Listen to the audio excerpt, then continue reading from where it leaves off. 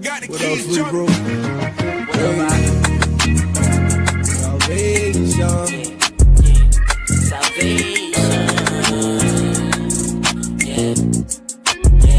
Hey, you got many minds. You think about salvation, get the dance. In my flesh vein, it's my heart, not trouble, I want pain. We trust in Abba, he the one that kill your problems. We thinking Abba, now we know about that lava. The streets of gold, walking on that road. I can't sell my soul, hell no. I'ma be the light everywhere I go. Ain't no vaccine up in the temple. The devil know that the most I dwelling in you. They trying to shoot you up, that should really offend you.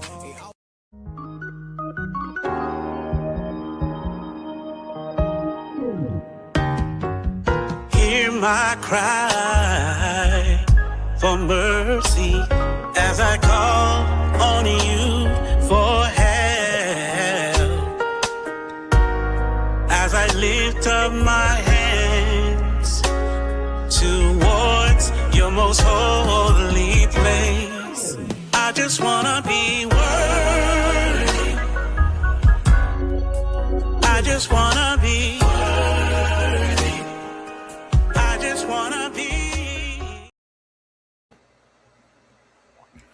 Shabbat Shalawam, Shabbat Shalawam. Let's give all praises, honor, glory, esteem to the Father Yahawah and his only begotten Son, Hamashiach Yahushai. Shabbat Shalawam, Shalom, peace and blessings to all of the Ahchyam, the Ahchwathyam, brothers and sisters scattered to the four corners of the earth. We say Shalom, Shalawam, peace and blessings. Thank you for tuning in, the water for tuning in. As you can see the title on the screen today, we will be going into I guess so we could say kind of a part two about our brothers and sisters, the indigenous people of this earth, of the land, I should say. Just trying to touch bases and, you know, stir some spirits up, get some things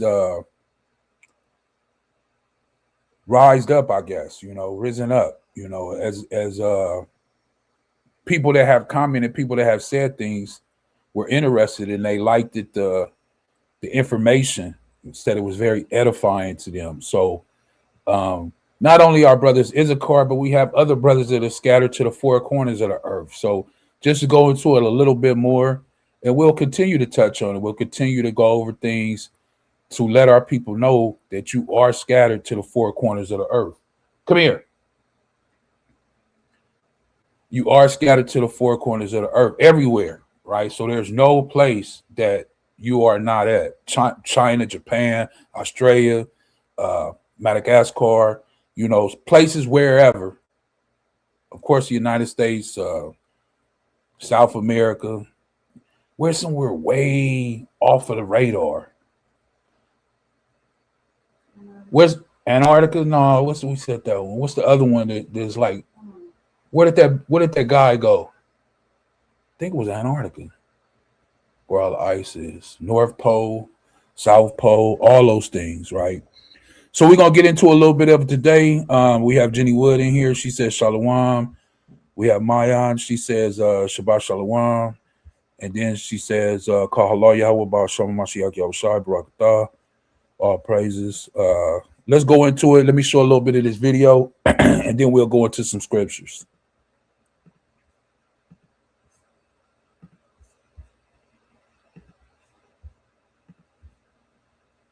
Still racist right now, or is it the people? What are your ideas on Argentina right now? I think that our point of view is Eurocentric, our nation is Eurocentric.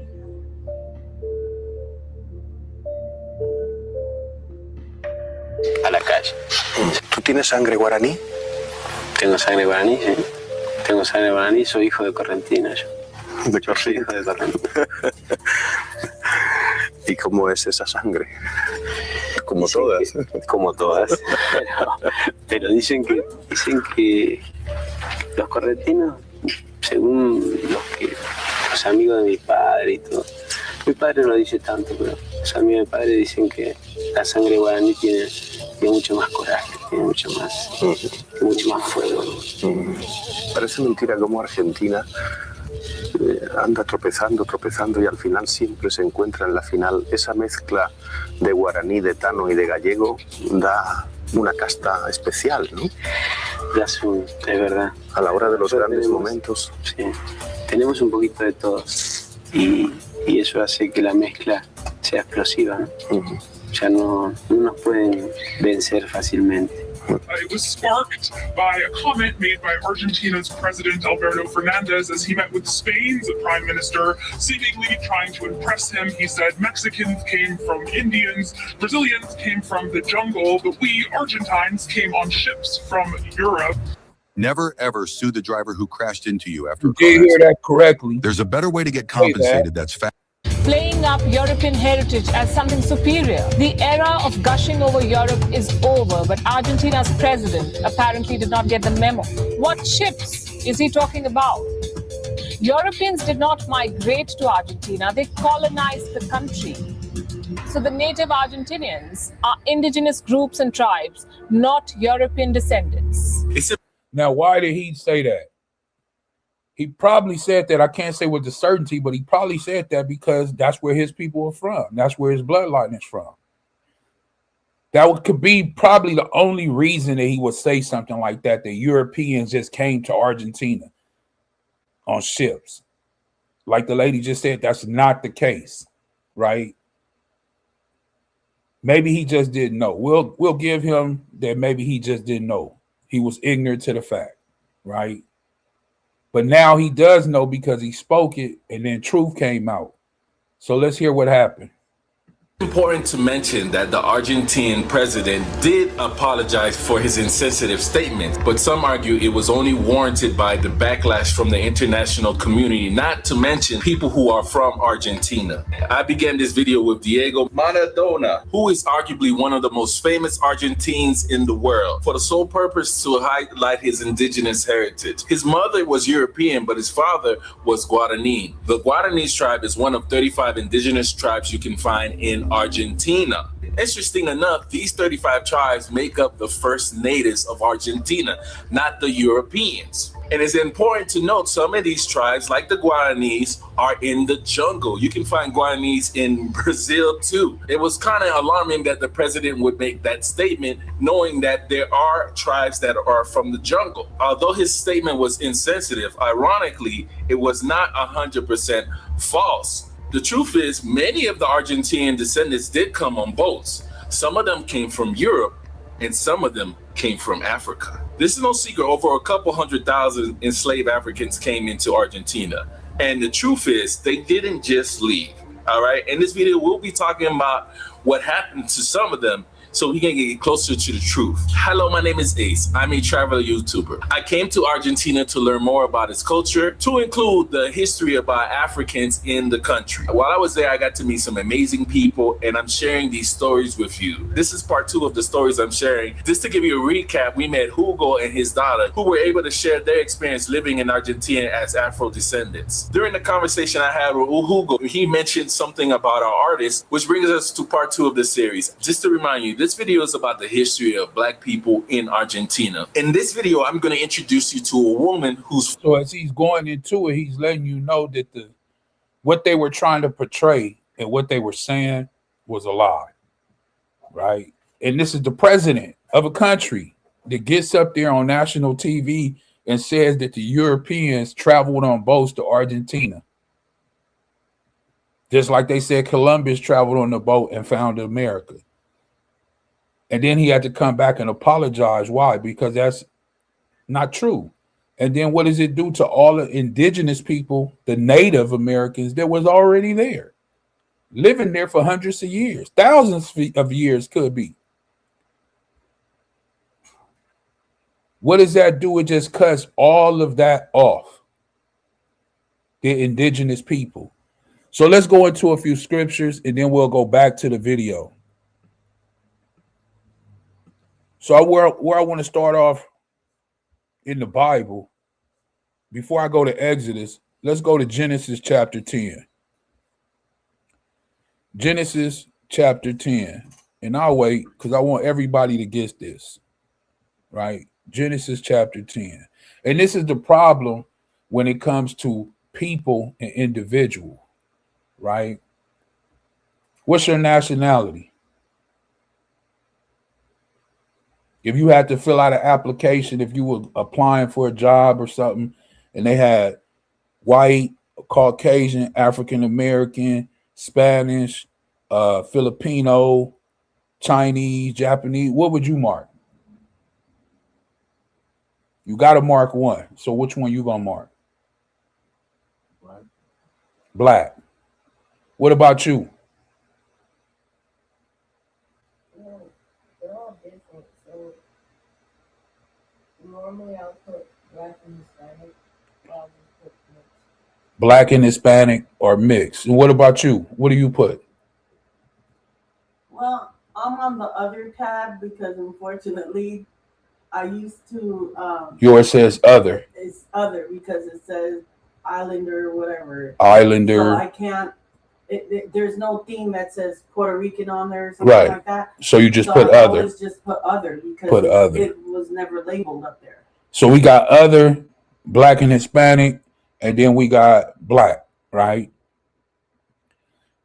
Now, when we get these terminologies, of course, and today we know that these things were instituted not that long ago, especially the term African American. It came up in the 1980s when Jesse Jackson was actually running, right? For those people who remember that. And that's where that term kind of came from, right? African American. Before that, it was just, I don't even want to say black. I would just probably say Negro, right? I believe black didn't come into after African Americans, if I'm not mistaken. It may say black now on the applications. I'm not sure, right?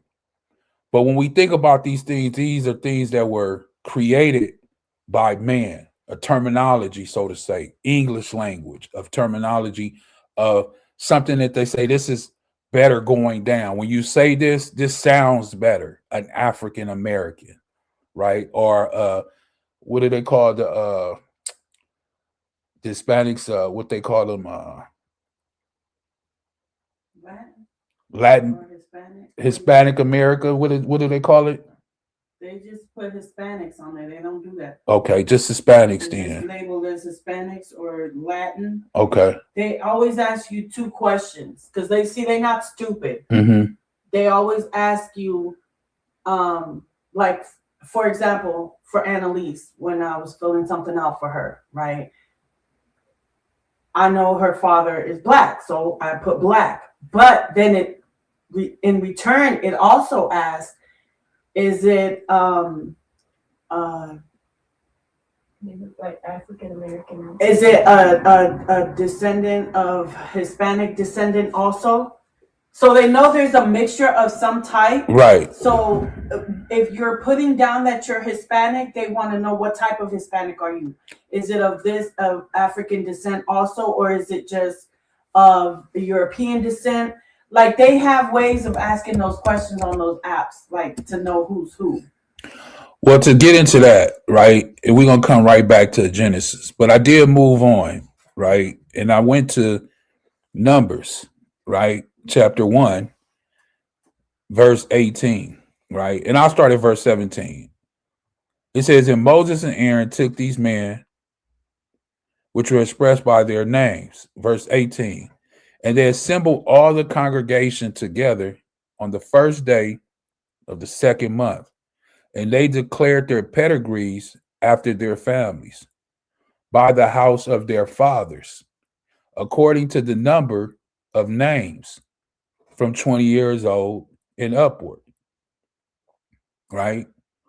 So how did they charge these men? How did they deal with these men? They dealt with all people with the nation of Israel by what? The house of their fathers. So whoever your father is, whoever your dad is, that's who you will be declared under, right? Whatever is attributed to him, whether it's good or bad, that would be also attributed to you because you're known under your father's house, right? And it says from 20 years old and up. So we know throughout the Bible how that they deal with people, individuals, right? It's about the house of your fathers. Why? Because the man, the father, carries the seed. And if he carries the seed, when he puts the seed inside of a woman, she produces a child. That child would be what? Of the father. That's how the bloodline goes. So we see that right here, Numbers chapter 1, verse 18, right? Now let's go back real quick to Genesis. With that in mind, with that same thing in mind, the house of who? The fathers. So it goes by your father. This is why in Genesis chapter 10, it's going to go into great detail about the generations of Noah. The reason I'm starting here is because this is after the flood. Everything before, I'm not going to say it doesn't count because it does count, definitely counts. But we're going to just start here after the flood because this is how the world or the earth as we know was repopulated again. And we all come from one of these three men, right? Noah had 3 sons. I'll let you go ahead and read it. Genesis chapter 10. Come over here a little bit more. Genesis chapter 10, and we'll start at verse 1. Genesis chapter 10, verse 1.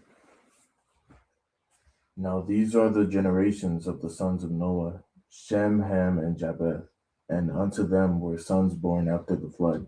So this is Noah 3 sons, right? Clear. Go ahead. The sons of Japheth, Gomer and Magog, and Madai and Javan, and Tubal, and Meshach, and Tyrus. Mm-hmm. Now, these are all the sons that Japheth had, right? All his sons. Go ahead. And the sons of Gomer, Ashkenaz, and Riphtah, and Togarmah. And the sons of Javan, Elisha, and Tarshish, Kittim, and Dodanim.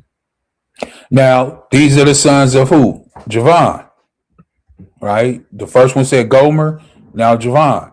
So this is the sons of sons, right? Now, verse 5 goes into greater detail. Go ahead.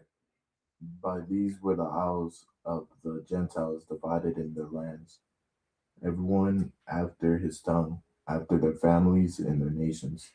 So what is this saying in verse 5? The islands or the land where you are, these Gentiles, right? Heathens, they have been divided land where they can go and what? Dwell. Everyone after his own tongue, which is his own language. You have your own language where you're going to dwell. And where? After their families. We already established how families are raised traditionally through who? The father. So whoever their fathers are, that will determine where you're going to dwell at, where you're going to grow up at, what land are you going to be with, and what people you're going to be with. Right? After their families in their what? Nation. Okay. Go ahead. I have a question. Go ahead. So in number 5, where it says, by these were the isles of the Gentiles divided in their lands, they're speaking about the one from who? From Javan and Gomer.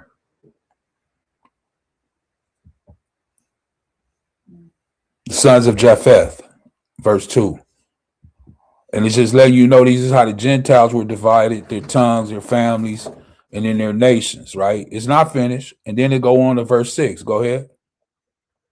And the sons of Ham, Cush and Mitzrayim, and Phut and Canaan.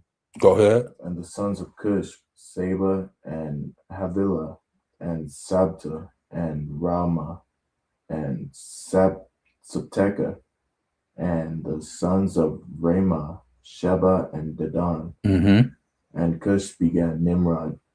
He began to be a mighty one in the earth. Let's stop right there. So from 6 on down, it says, and the sons of Ham. Now, remind you, Ham is Noah's son. But then Ham had a son, and his name was Cush. He also had another son whose name is Mizraim. He had another son, Put, and Canaan. Now, when we see these names, it may not reflect to us today where these lands, like it said in verse 5, these lands, right, will be divided right here. When we see these names right here, it may not come to mind where these lands are. So what I want to do real quick as we continue on, if you had a blue letter Bible, you can actually do this too for yourself, right? We want to click on Cush and find out, because this is Ham's son. We want to find out, is there a land called Cush where those Gentiles or those people dwell in their own nation, right? In their own language? Well, let's click on it. Let's see if Cush has an actual land mass on the earth where these people, nation of people, dwell, right? So when we look and we go down, the first thing we see is it says Ethiopia, Cush, or Ethiopians. Outline biblical usage, it says Cush, black. Okay, so we know we're dealing with people of a melanated skin, or they have melanin, because it's referring to them as so-called today black, right? It said Benjamin mentioned only in the title of Psalm 7, right? Then verse 2, it says the son of Ham and the grandson of Noah, the progenitor of the southernmost peoples located in Africa. So this is what we're talking about too, right? Ham, grandson. So like it's the son of Ham and the grandson of Noah. It said the people descended from Cush, a land occupied by the descendants of Cush, located in the southern parts of the Nile. So what does that mean? Where is it talking about? Well, we all know the land of Ethiopia, which is really called what? The land of Cush. That's who land it is. When you look deeper into it, yes, it's called Ethiopia, but that was a name given later on in time. The real name of that land is called what? The land of Cush. It's telling us this in the Bible. Now, as we go on, it says Mizraim. Remember, Ham had another son called Mizraim. So when we click on this is why it's important to go back to the Bible and look at these names in the Hebrew and find out what these things really mean, right? When we go down, we can see right off the back, it says what? Egypt, Mizraim, a country at the northeastern section of Africa. And what does that say right there? What people is it talking about? Starts with a P. Who? It's adjacent to Palestine. Right. Palestine. Are not those people, Palestinians, fighting right now, Palestine, fighting right now against the so-called Jews that are in Israel? Right? And through which the Nile flows.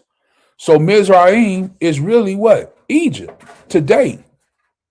That's what people call it today, Egypt. So wait a minute. As we getting a little bit into it, we looking and we seeing that the sons of Ham name are really places on the earth where people dwelt. And this was their land, right? And you can continue to do this all the way down when you go into Put, right? It says that he was where? A nation of people in northern Africa. This is a people. Remember Genesis 10:5, that everything was divided. Languages, the nations. It says a son of Ham, also the name of the descendants of their region. And it says, and of a what? What does that say? Somebody? Where? Right there in Strong's definition. It says a son of Ham, also the name of his descendants, or the region Of a Persian tribe. of a Persian tribe. Now, who had the descendants of Israel in captivity? The Persians. The Persians. Remember, King Cyrus allowed for our brothers and sisters through the Most High to go back and build the temple, right? Let me show you that real quick, and then we'll go right back. Ezra 1, right? Is this Ezra 1? Go ahead. Ezra 1. Yeah.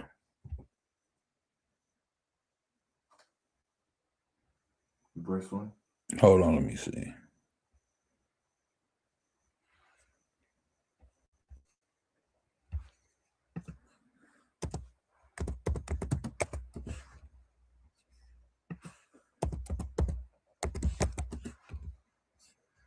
Yeah, verse 1. Ezra, verse 1. Now, in the first year of Cyrus, king of Persia, that the word of YAHAWAH by the mouth of Jeremiah might be fulfilled, YAHAWAH stirred up the spirit of Cyrus, king of Persia. King of who? Persia. Go ahead. That he made a proclamation throughout all his kingdom, and put it also in writing, saying, Thus saith Cyrus, king of Persia, YAHAWAH Allah of Shemayim hath given me all the kingdom of the earth, and hath charged me to build him an house at Jerusalem, which is in Judah. Who is there among you of all his people? His Ahchyam be with him, and let him go up to Jerusalem, which is in Judah, and build the house of YAHAWAH, Ahchyam of Israel. He is Ahchyam, which is in Jerusalem. So what's being told here? If you read this whole thing, this is basically where Ezra and the rest of the Israelites get the charge that they can go back to Jerusalem to build this temple, right? This is him, Nehemiah, and a bunch of other people, right? And then they start going into the holy vessels, things that they need, right? As it says right here in verse 5, I'll read it real quick. It says, Then rose up the chief of the fathers of Judah and Benjamin, and the priests, and the Levites, with all them whose spirit of Rekah the Most High had raised, to go up to build the house of YAHAWAH, which is in Jerusalem. And all they that were about them strengthened their hands with the vessels of silver, gold, with goods, and with beasts, and with precious things, besides all that was willingly offered, right? Also, Cyrus the king brought forth vessels of the house of YAHAWAH, which Nebuchadnezzar had brought forth out of where? Jerusalem. So Nebuchadnezzar had did this. King Cyrus came and took over Nebuchadnezzar, right? And then we can see that the Most High was dealing with King Cyrus to let the people go so they can go back and rebuild. So I was just trying to show you, you can go to this later if you want to yourself, whatever. This is in Ezra chapter 1. But I was just trying to show you when we go back to Genesis 10, and it's speaking about Mizraim, speaking about Put, and then right here when it's speaking about Canaan, right, which is the land of who? Huh? Canaan. What? Are the land of who? The Canaanites, right? Verse 2, it says the land west of the Jordan, people by the descendants of Canaan, subsequently conquered by the Israelites under Joshua. Subsequently, Salakia. They were conquered by who? Joshua. We know Joshua had a hard time when he was going into the land of Canaan and tried to and was devouring all of these people, right? And then it says the Phoenicians, if I'm not mistaken, right? The Phoenicians. So when we go into Genesis chapter 10 and we read this, and it speaks about Ham, Cush, Mizraim, Put, and Canaan, we learn that these are lands where people dwell and have dwelt and still dwell there to this day. Of course, a lot of things have been moved around. Some people are not where they should be. This is where colonization comes in. And, you know, we can go into all that about the Greeks and the Romans and all of those things where they mixed and pushed people out of their land and then renamed it, right, what they wanted to name it. I believe, if I'm not mistaken, Alexander the Great. Let me see who gave that name to Ethiopian. Hold on. Let me see. Who gave the name Ethiopia?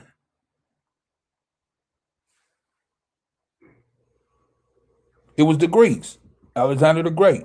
So the name Ethiopia was given by the ancient Greeks, meaning what? Burnt face. That's how they knew who they were. Burnt face. Why? Because their faces was probably black. So to them, I would think it was a derogatory term, but who knows?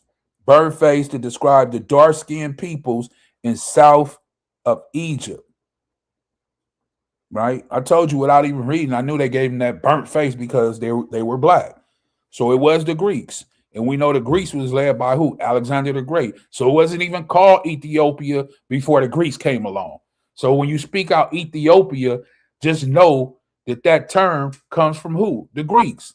And all you have to do is read the book of Maccabees to learn about what the Greeks did. And then it says that Cush had sons, right? And then he had Nimrod. You read that, and Cush begat Nimrod, which was a mighty one, right? He became a mighty hunter. Wherefore it said, even as Nimrod, the mighty hunter, before Yahweh. And then go ahead and read verse 10. Watch this. In Genesis? Yeah, Genesis 10 and 10.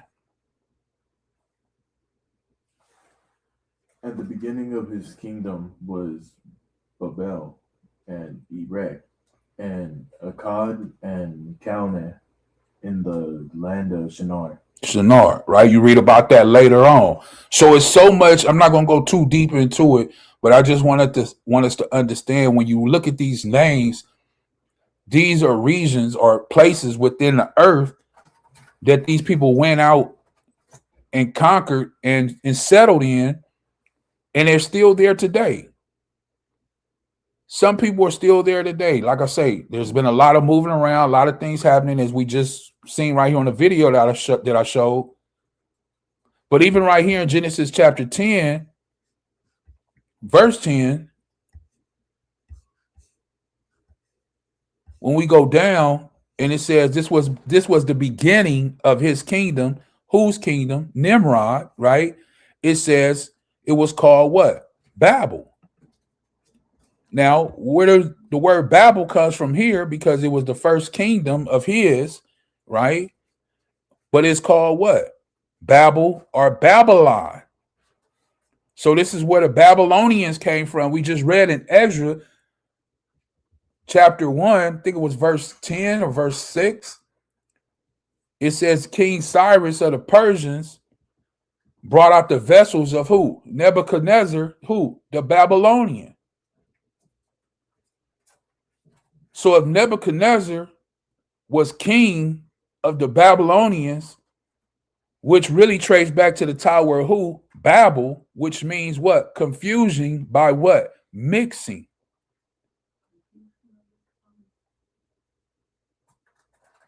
It says the ancient site or capital of what? Babylon. Situated on the what? Euphrates. Confusion, Babel, i.e. Babylon. So there's an old Babylon and there's a modern day Babylon. What makes it Babylon? What makes it Babel? Can any place be that? Well, all you need is what? Confusion. By what? Mixing. That's why America's what it is. They say it themselves. America is a what? Melting pot. I didn't make that term up. That's the term that they made up for themselves. America is a melting pot. What does that mean? You have a lot of different things thrown in the pot. It's not just one thing.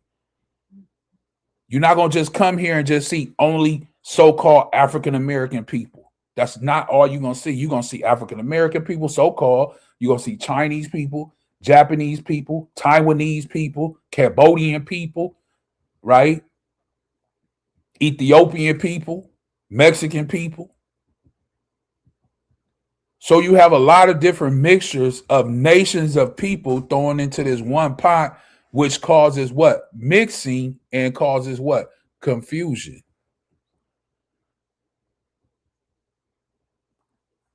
So if you have a landmass that's full of that and like that, then that place will be called what?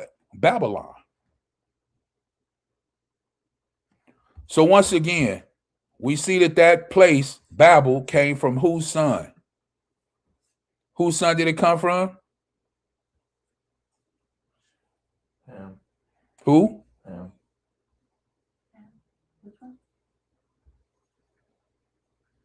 Originally, it came from who? Ham. But he had a son that was named what? Cush. And then Cush had a son whose name was Nimrod. Nimrod became a great hunter, a mighty one. And then he built Babel. And then he had sons. Right? And it goes on and on and on and on. And if you read all of this in Genesis chapter 10, it gives you the whole layout of all of the sons of how everything got started. Now, when it's all said and done, we are a descendant of one of these people. We are. Everybody descends from somebody in Genesis chapter 10. I don't care who you are on the planet Earth. Everybody descends from one of these people. Your blood goes back to one of these people. This is how the earth was populated.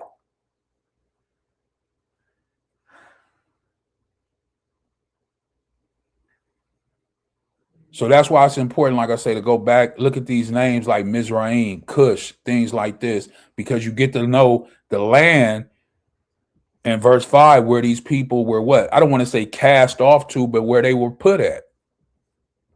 Right? It was already divided where they were going to go. Like we were talking before we went live, it was predestined where they were going to be divided and where they were going to dwell at. They just didn't happen upon this land and say, oh, we're going to do this. No, it was predestined through the Most High. Right? So what are we talking about? Indigenous people. We're talking about the names of people, the landmass of people, things of this nature. Now let's go into it a little bit more. Exodus chapter 20. Verse 2 is what I want. And we were discussing this before we went live, but in Exodus 20:1, it says, and the Most High spake all these words, saying, I am Yahawah, thy Allah, which brought thee out of the land of Egypt, Mizraim, right? Out of the house of bondage. So what is he really saying here? The Most High Yahawah took you out of the land of Mizraim. Why? Because that's the land of Ham's son. Are Israelites supposed to dwell there? No. That's not their dwelling place. That's not what was divided for them when you read Genesis chapter 10. So should they be there? No. They were there in captivity. But is that their dwelling place? No, it's not.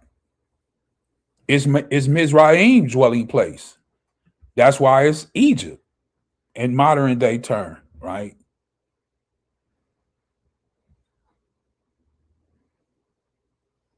And he says, out of the house of what? Bondage.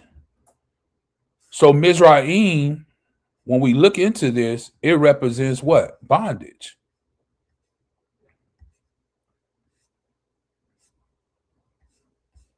The H5650, a slave, servant, manservant. That's what it is. That's what it represents. Bondage, bondman, a servant, a slave, right? So the Most High took us from that. But who really had us in bondage or slavery? It was Mizraim, which was what? Ham's son. And for those who know the story and have read the book of Genesis, was not Ham cursed for what he did to his father? For those who know, Ham was cursed. Israel was the chosen one. Or at this time, it was Shem. And the Most High said what? That those brothers that did that, especially Ham, that he was going to be cursed because of what he did. And he thought it was funny to see his father like that. So how did we end up here later on in years to become their slaves when they were supposed to be serving us? How did this twist happen? Well, let's get it. Let's go into it a little bit. Let's go to Deuteronomy. Before we go to 28, let's go to 26. Get a little bit more information, right? Before we dive into 28, let's dive into 26. Deuteronomy 26 and 5.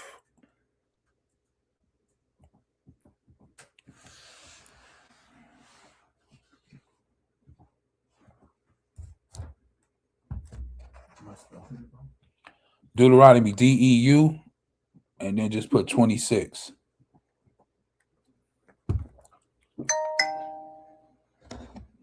Deuteronomy chapter 26, verse 5. And thou shalt speak and say before YAHAWAH thy Ahchyam, a Syrian ready to perish was my father, and he went down into Egypt and sojourned there with a few, and became there a nation, great, mighty, and populous. And the Egyptians evil entreated us and afflicted us and laid upon us hard bondage. So what he's talking about right here is his father Jacob, right? They went down. It was just a few of them. It wasn't a lot. I believe 70 altogether, right? But when they was there, they became to be what? A great people, a great nation, great and mighty, right? This goes back to what you were saying earlier about this Pharaoh, the one who came later. He was a little shook up or a little nervous because he said these people, they're going to end up taking us over. So they enslaved them, right? And this is what it's talking about, that evil, right? It was something evil brewing against who? The children of Israel. And then they started to afflict them, and then they laid on them hard what? Bondage, right? Hard bondage. Go ahead. Verse 7. And when we cried unto YAHAWAH Ahchyam of our fathers, YAHAWAH heard our voice and looked on our affliction and our labor and our oppression.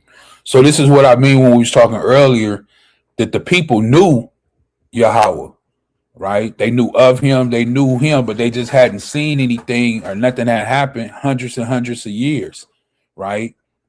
But yet they were still calling on him. You had people that still believe. You had people that were still calling on him, but nothing had happened, you know?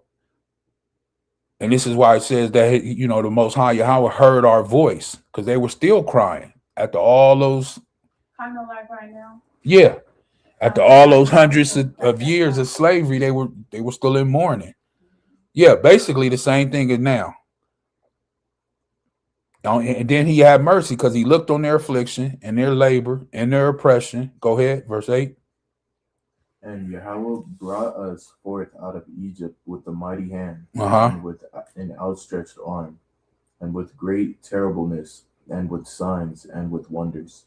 Which we know he did. He sent all them plagues against Egypt, Mizraim, and, you know, eventually at the end, the last one, when all the males, you know, the firstborn males got put to death, Pharaoh ended up letting them go, right?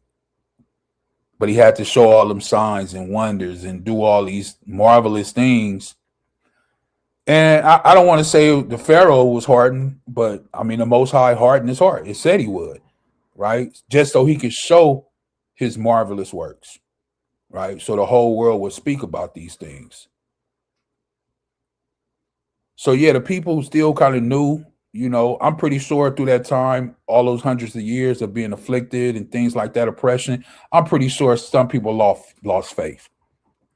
But there were some that still have faith. And we know those were Aaron and Miriam, were two of those, which was Moses' brother and sister, right? Because he went to Aaron, right? And they believed, and Aaron believed because he had to go to the people and kind of convince the people that Moses is the one that was chosen and sent to his people. Mind you, the people know who Moses is too. They know he was the son of the Pharaoh.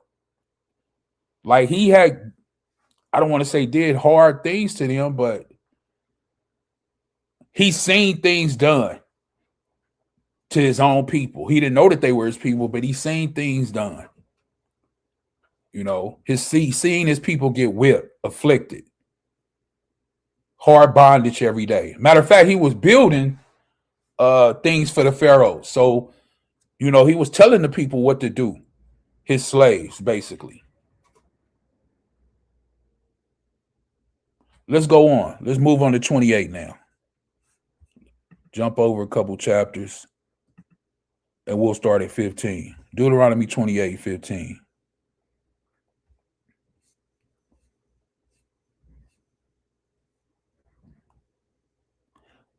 You want it or I'll get it?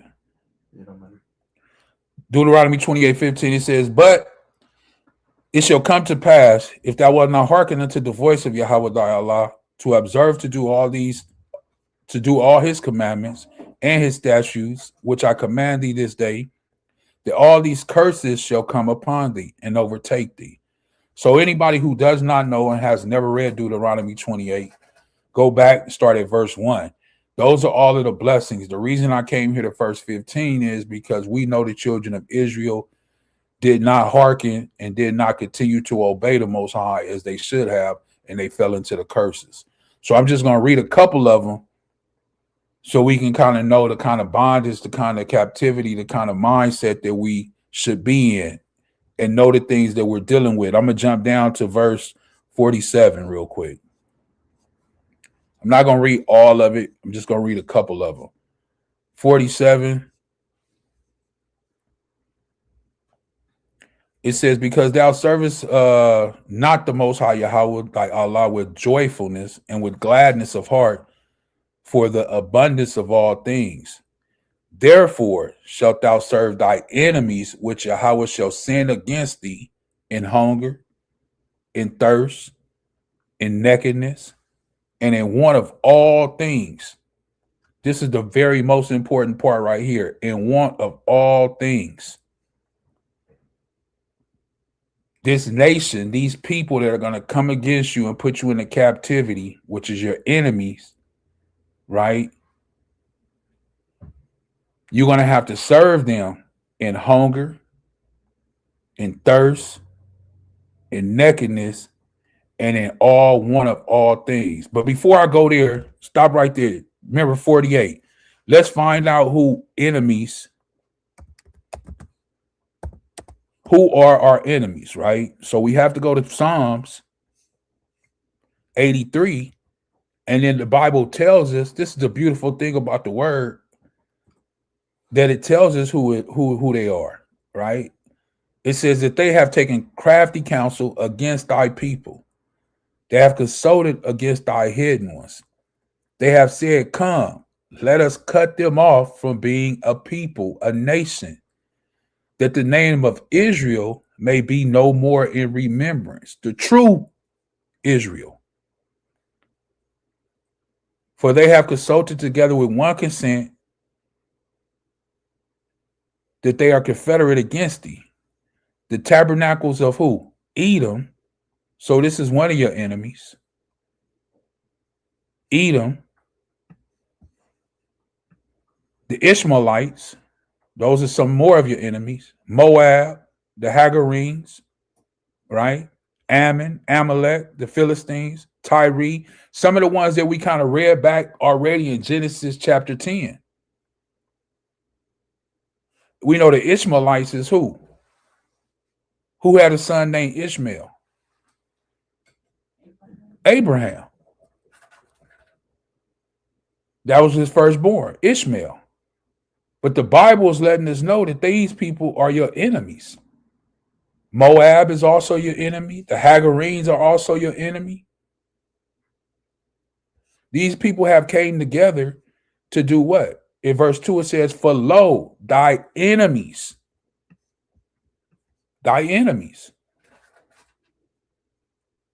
and they hate thee.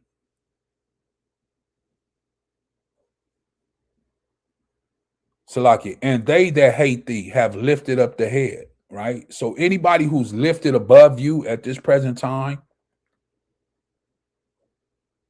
they're your enemies through the Most High. And he goes into great detail to let you know Edom, Ishmaelites, Moab, Hagarenes, right? The Philistines. So when we go there, we read that in Psalms, and then we come back here and we in Deuteronomy 28. And where was we at? 48? 48. Yeah. Right? Now, mind you, Psalms is way later in the Bible. This is Deuteronomy in the Torah. But he's saying you're going to serve who? Your enemies in hunger, in thirst, in nakedness, and in all want. Man, you can't grow anything right now. You have to go even get your seeds from the store, which are still GMOs, even from the seed. Everything you get. I would say, because all praise to the Most High that I have a beautiful wife that can make things from scratch, like shirts and shorts and pants and things like that, and dresses and things like that, But even with that, you still got to go get the fabric just to make that from scratch. So you still got to go to your enemy just to get the fabric. Not necessarily the clothes, because she can make the clothes, but you got to get the fabric. If you hungry, you got to go to the grocery store. There's not many people that have enough land to grow things to provide for themselves and their family. Now, whose fault is it? Is it our fault? Kinda. And this is what happened, 100 or 50 years ago when we were taking all of these deals. But our people didn't know. Taking all of these handouts, with the Section 8, with the food stamps and we thought it as help because we were in poverty. But what we were really doing is enabling ourselves, and we were putting ourselves in a situation in hunger. Just like those people when the food stamps just got cut off, what was that, last month? I think it was October, November. People was walking around here looking crazy, sad, crying. Exactly. Depending on the man, depending on your enemy. You couldn't feed your kids. Your rent didn't get paid. You were in hunger and in thirst. It's the same thing. It's not for only those that's on a financial aid or what is that called? Help. Financial help in some type of way. It's the same ones that get a job. Same thing for us. They have it set up to where you live in paycheck to paycheck to paycheck to paycheck. If something was to happen, everybody, look what happened in COVID. Those people that were affected was those people that worked what? Paycheck to paycheck. Bartenders, waitresses, people that worked at the movie theater, people that worked at the restaurant, bars, wherever. Everybody lost their job. A lot of people lost their job. But anyway, not to harp on it, but it says you'll be in want of all things, and we know we have to go to our enemy to get whatever, especially if you want a loan. Especially if you want a loan. Chapter Man said the system wants us dependent. It's what keeps the whole thing afloat. We withdraw from the system, it inevitably falls. Everybody ain't gonna do that. Once again, the water for y'all tuning in, everybody that's tuning in, thank you so much for tuning in. We greatly appreciate it. Thank you, Chapter Man. I didn't know you was in there. She'll let me know if I missed anything. But yeah, exactly what he just said through the comment, you know. And these are the things that we need to speak about. And then it goes on to say, and he shall put a yoke of iron upon thy neck until he have destroyed thee. Now we know that some people had real yokes of iron around their neck. We know that they did. But the enemy is so smart now that he doesn't need to physically have a yoke of iron around your neck now. He doesn't need that. What's that word that when somebody has been kept so long in a place that you don't even need to? Stockholm syndrome. Listen, you go up to somebody of another nationality, they will fight you to the core about any other race. Any other race. But if you go up to any other race and ask them about so-called African American people, they're not going to fight you on that. They'll be like, okay, well, hey, that's them. They're not going to fight to the core. But we, as a people, will fight to the core for everybody else. I know that's something that's just in us, but it's Stockholm Syndrome. 49, for Yahweh shall bring a great nation, or he shall bring a nation against thee from far, from the end of the earth, as swift as an eagle flieth, a nation whose tongue thou shalt not understand. Well, we know, especially the indigenous people, our brothers and sisters that was already over here. This is why Columbus, I showed on the last video I did, this is why Columbus, when he came over, he had an interpreter that spoke Spanish, right? Hebrew, Aramaic, and French, if I'm not mistaken. I think it was one more, but I can't remember right now. Right?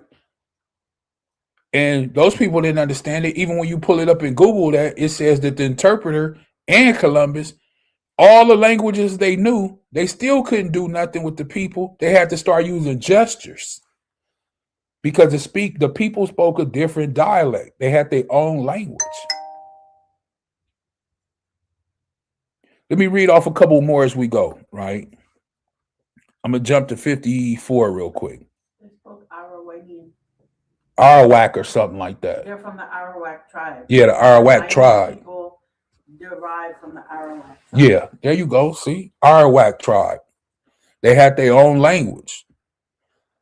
Deuteronomy 28:54. So that a man that is tender among you and very delicate, his eye shall be evil towards his brother, towards his wife of his bosom, and towards the remnant of his children, which he shall lead.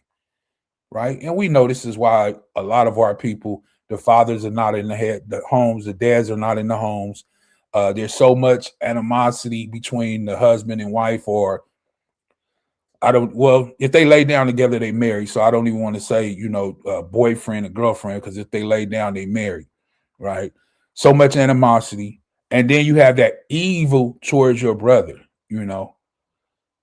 This is why another so-called black man or another so-called Hispanic or Mexican brother, that's why so much evil between, or even the Native Americans, as we speaking about, the indigenous ones.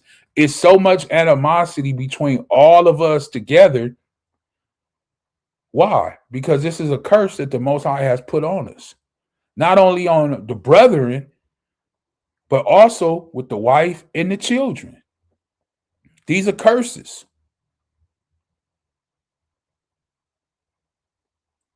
These are curses.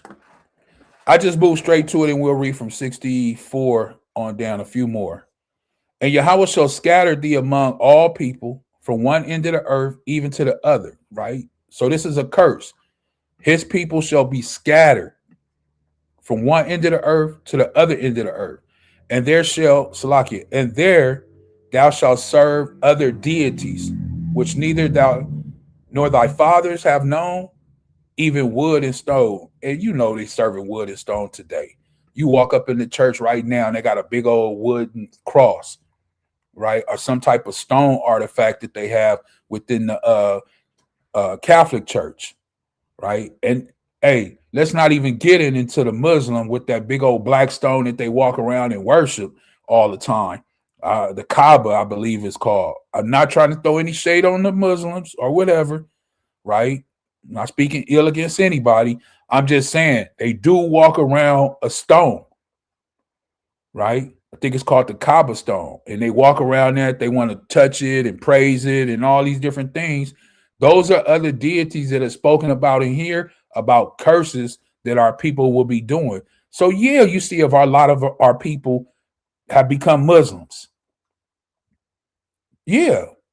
If you read the scriptures, you will know that they are following what? Other deities of wood and what? Stone. Chapter man said it was written. That's what's supposed to happen. Khan. Shalawam, Sister Dorothy. The water for tuning in. All praises to the Most High. We making marriages and don't even know it. Yeah. You know, it's sad. What's sad is the younger generation, you know, because as we were growing up back in those times, and I don't even believe our parents were taught the right way, you know, unfortunately.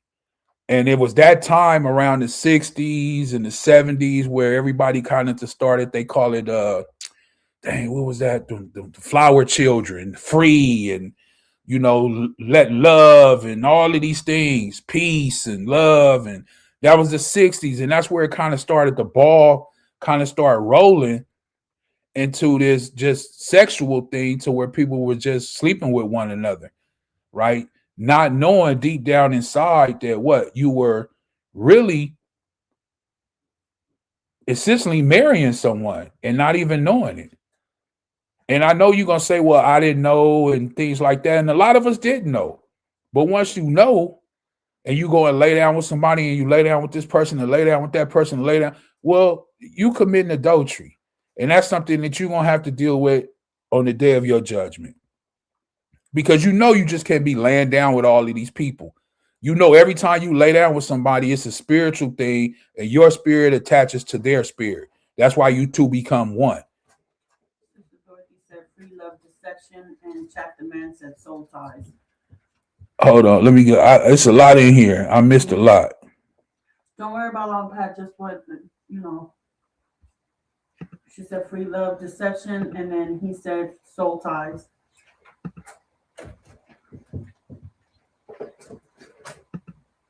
She put that cobblestone looks nasty, and they kiss it. Yeah. They walk around that cobblestone. I believe in being a Muslim, you have to go there once a year or once in your lifetime or something. So like that's mandatory that you have to do, right? And yeah, they want to touch it. They want to feel it because they think something good comes from it. And that's why they take that journey, that pilgrimage, right? And as you can see on the screen, what we've been talking about, wood and stone, that's a curse upon us, right? It's a curse upon us. Yeah, we honestly didn't know.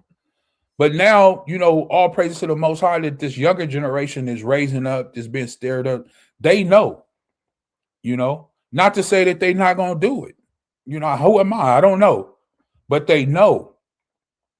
And it's a beautiful thing that they know that your body is, you know, something precious, not to just go and lay down with every Tom, Dick, and Harry, vice versa. You know, that a man is not supposed to be just spread like that, that a man is supposed to take care of his kids, that if he doesn't, the Bible says he's an infidel, you know. And now we can even understand when we go into things like this, that these are curses that have been put upon us because our forefathers didn't hearken. Let alone diseases you can't even tell a person has. Yeah, let alone a disease. And you don't want a man. It's a movie out there by Tyler Perry, and I watched it years ago. But it was a lady and her husband, small town. They moved to the city. They wanted to go to the city so bad. Moved to the city. She got a little job. And the guy that she was working for, I believe, he was some rich guy, you know, well off, wealthy, and, you know, had the nice cars, a nice place, everything, money. And she ended up going for him. You know, she went after him. And they hooked up. Do you know that man had AIDS and he gave her AIDS on purpose and didn't even stay with her? They didn't even stay together. So she ended up, first of all, losing her first husband because she cheated, committed adultery. Second of all, she gave her whole life away because she slept with this man and contracted AIDS. It's called temptation. Dorothy says she saw it. Temptation. Thank you, Sister Dorothy. All praises. Yeah. What she thought she wanted, running to the city, going down there, getting a job, and then meeting this man and end up contracting AIDS. And that's the way she was going to die. And in that movie, if you watch it, I'm not going to give it all, but she looked back on her life and she said it wasn't worth it, man. If I would have just stayed with my husband. Because the husband was crazy. Here it is, and it's the ending part. The same medicine that she got to go get for her AIDS, her AIDS medication, her husband is a pharmacist, or her ex-husband is a pharmacist. So you could just only imagine, it's a movie. Where does she have to go get her prescription from for the disease that she contracted? Who? From her ex-husband. So every time she got to go get her medication, she got to see her ex-husband. And that he's happily remarried with a beautiful wife and a beautiful family. Now she's by herself, single, dying with AIDS. Thank you, Sister Dorothy. She said the movie is called Temptation. I believe if you ever want to watch it, that's what it is, right? Let me put that up for anybody. Because they was supposedly, good Christian. Yeah, they was. But she was bored and tired and didn't want that and thought the grass was greener on the other side of the school. Yep. And, like Chapter Man said, got a piece of that humble pie. Got a piece of that humble pie. All praise, yeah. Hey, we all been there where you think the grass is greener on the other side. It looks good. You think it's good. But when you get on that other side, man, it's something that you would have never expected, And that's a great movie to see because it shows the trials, the tribulation, especially not growing up in that type of atmosphere. When you don't know that, it's like a jungle. When you don't know the jungle, you just can't go into the jungle. You just can't run in the jungle. It's all type of spiders and insects and all type of stuff in the jungle. Jaguars, then you got to know what type of jungle you in. Because they got jungles which is called like the rainforest. Then you got another jungle that's like out there in Africa. And then you got all different type of jungles. So you need to know what type of jungle you in so you can adapt and be able to live. But she didn't do that, She got there. She started to seeing the bright lights. She started to seeing all the cars move, everything going fast, everybody up, doing this, doing that, going out, partying. Next thing you know, she got caught up in the mix. And this is how scandalous that man was. Not only did he know he had AIDS, he went after a married woman. He knew she was married. And he knew he had AIDS. So he was vindictive with it. But let's move on. But yeah, look at that movie if you guys get a chance. I'm not condoning Tyler Perry dressing like no female because that goes against the Most High. I'm just saying the storyline of that movie, it touches a lot of things and it shows not only our sisters, our Aquas, but it also shows the brothers too. That go through a situation like this that may lose someone, to the world. And the way it's kind of sad because it's like he thrives and builds his empire off of the trials and tribulations of colored people, knowing that that's what they generally flock to. Yeah. God. So trying to do something different, but everything is so twisted in a warped way that everybody will run and see it because they're looking at it like, oh, finally a black person that make black movies and we can relate to. And it's sad, I man. don't want to relate to any of that though. It's sad. It's just sad. Read that what Sister Dorothy put on there. Khan, life taught me the value of staying in my lane. Stay in your lane, respect y'all's boundaries for your life. And that's what we have to do. And I know it's not, how can I say this? This world that we live in was put to attract us to the opposite thing of the Most High, right? And it's not easy, But like the Sister Dorothy just said, just stay in your lane, It's a reason it's a reason why she wasn't in that setting in the first place, right? It was a reason why they grew up the way they grew up in the first place. But at the end, she wanted to go to the city. And the reason I say she is because when you watch that movie, it goes into great detail about how they wanted to go to the city, but she was pushing more because she wanted to do this, she wanted to do that, if I'm not mistaken. But I'm not going to go too much into it because, like I said, I haven't watched it in a while. But go back and watch that movie. For all of the Aquas out there, and on the flip side, the brother, the Ahchyam, that you may understand his mindset, you know, because like they said, you know, the devil's always looking out there to destroy somebody, always waiting to destroy somebody, you know. And the sister said, she rejected the word of the Most High Yah and her husband. Not only did she reject her husband, but she rejected the Most High. And remind you, she knew because they both was what you say, what were they called? Christians, basically, but they were really who? So-called Christians, you know. Yeah, so-called Christians, you know. So they knew the Bible, and she knew, and they were married young. You know, man, like I say, that's a good movie because it shows the trial and tribulation that she had to go through, especially when she found out the guy didn't really want her, that gave her AIDS, and then she had this disease that she couldn't get rid of. You know, it's diseases out there, AIDS, syphilis, what's another one? Just a lot. It's just a lot of diseases out there, and once you catch these diseases, you can't get rid of them.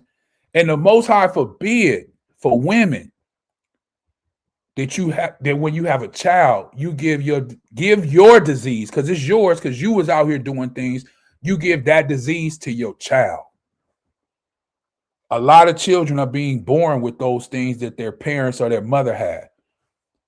And that's foul. Like your child got to be born with syphilis because you was running around and you couldn't keep your legs closed. It's a punishment, just like how it's a punishment. Our ancestors did, and that's why we punish. Yeah. And then we turn around and make the same wrong decisions our ancestors did. So it's a circle. Aqua, she said, Dorothy, she said they were raised in the church. They were raised in the church.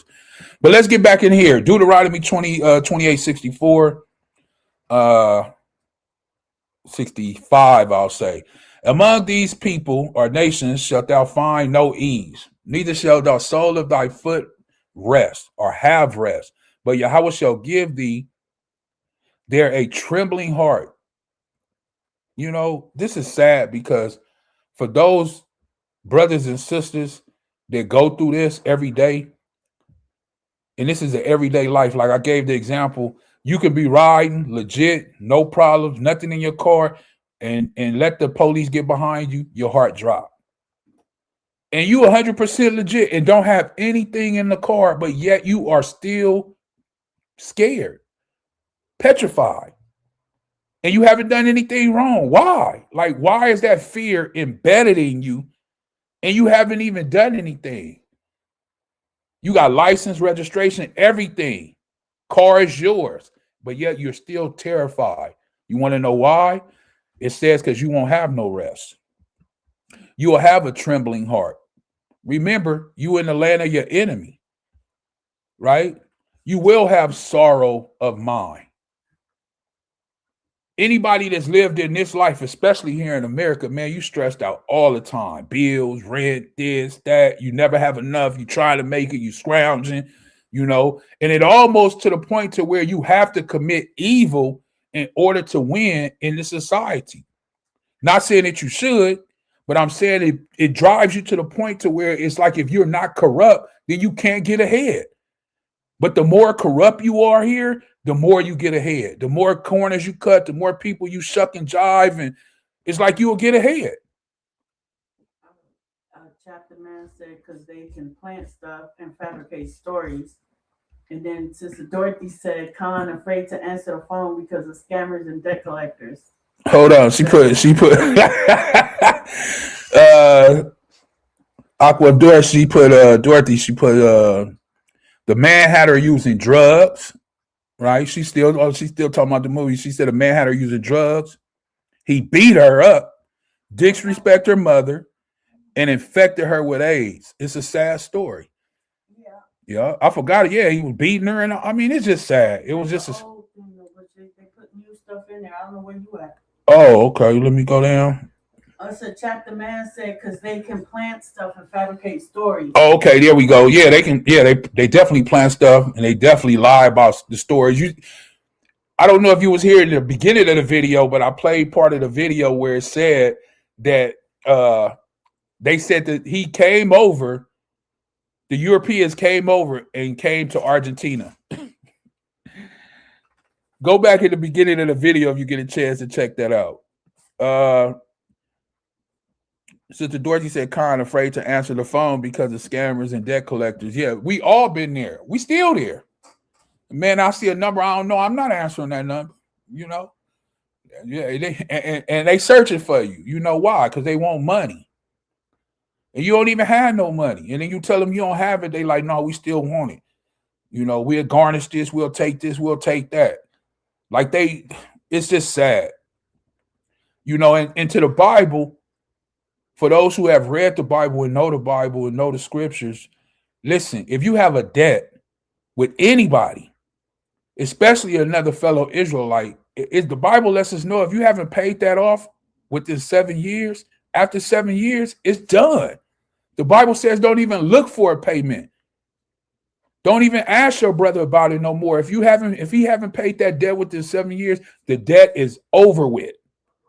Imagine that if we ran the banking system today, and imagine if people take a loan out with us, and if they don't pay it back within 7 years, the loan or the debt just goes away. Hey, but they have that on your credit.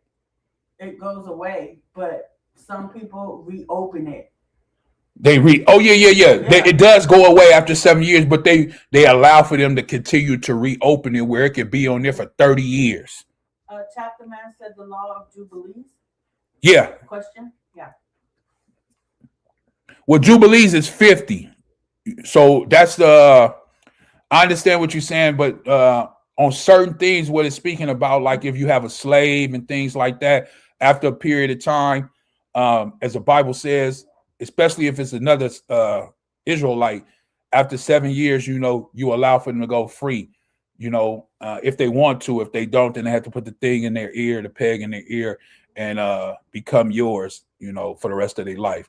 But yeah, it has to do some things. And it's a lot of things within the Jubilee every 50 years, you know, that things happen. So yeah, 7 years, the Jubilee, 50 years, there's a lot of things that get relinquished after this time. It just can't stay forever. But here in this society, man, they'll chase you down forever for their money.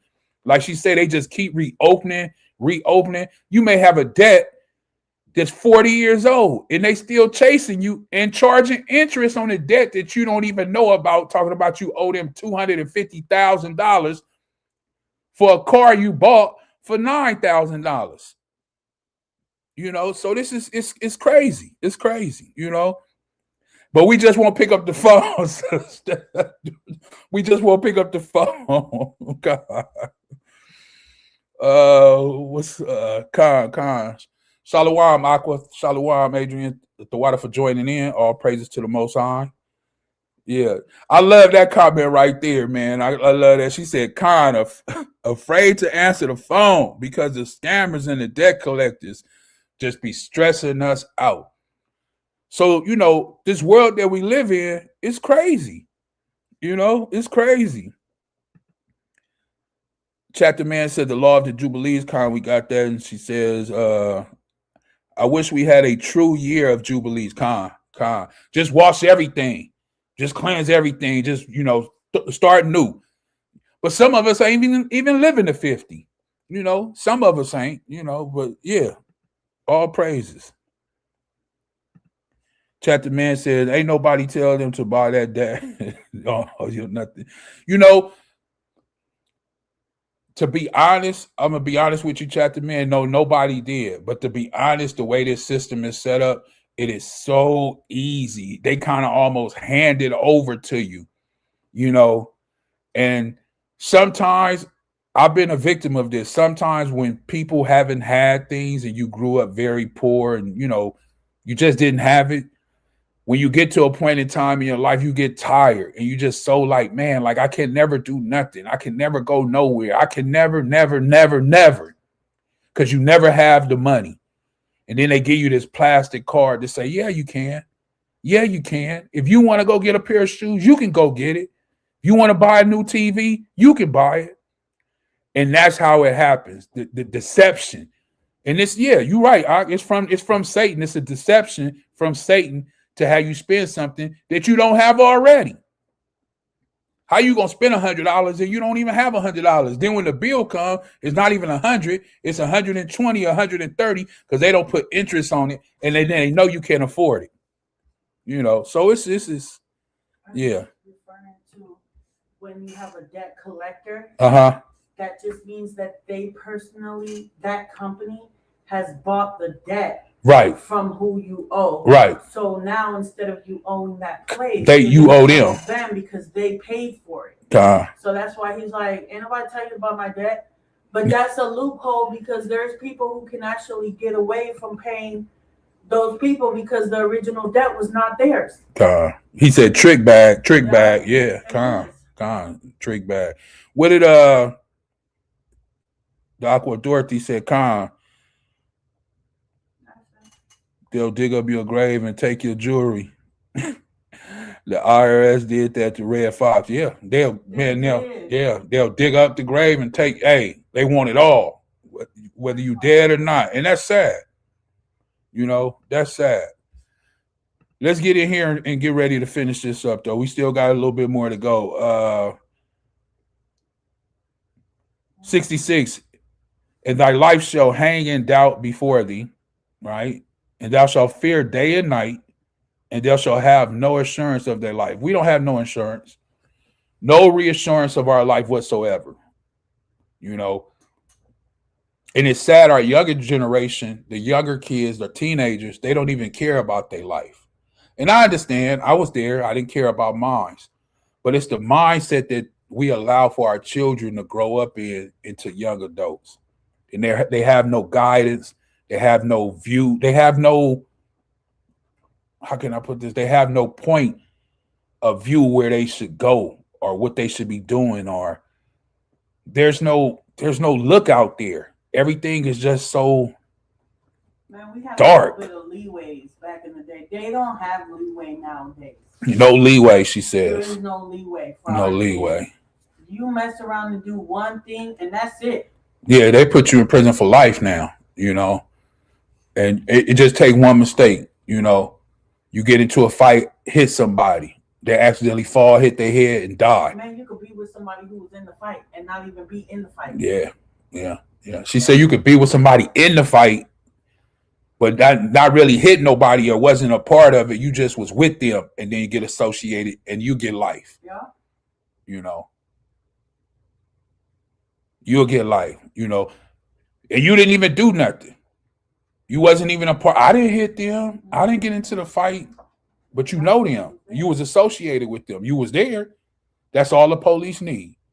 Guilty by association. Y'all, that's exactly what he just put down too. Yeah. Guilty by association. You didn't have to do nothing. You didn't pull the trigger, but you was there, right? So verse 68, I'm going to just jump to 28:68. It says, and Yahawah shall bring thee into Egypt, Mizraim, again with ships, by the way whereof I spake unto thee. Thou shalt see it no more again, which you're not going to see, your homeland.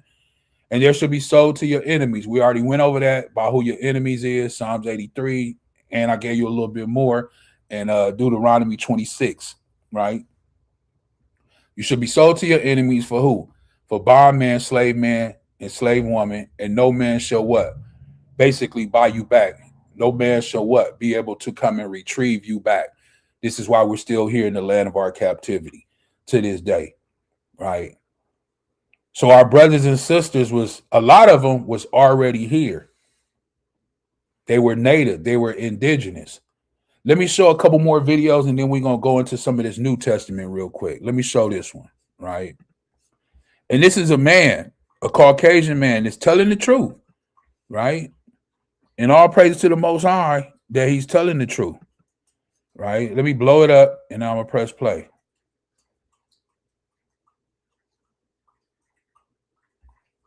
Here we go. Europeans come to this continent, literally ethnically cleanse the indigenous population out of existence, kill them on a scale that has hardly been equaled, and refer to them as savages.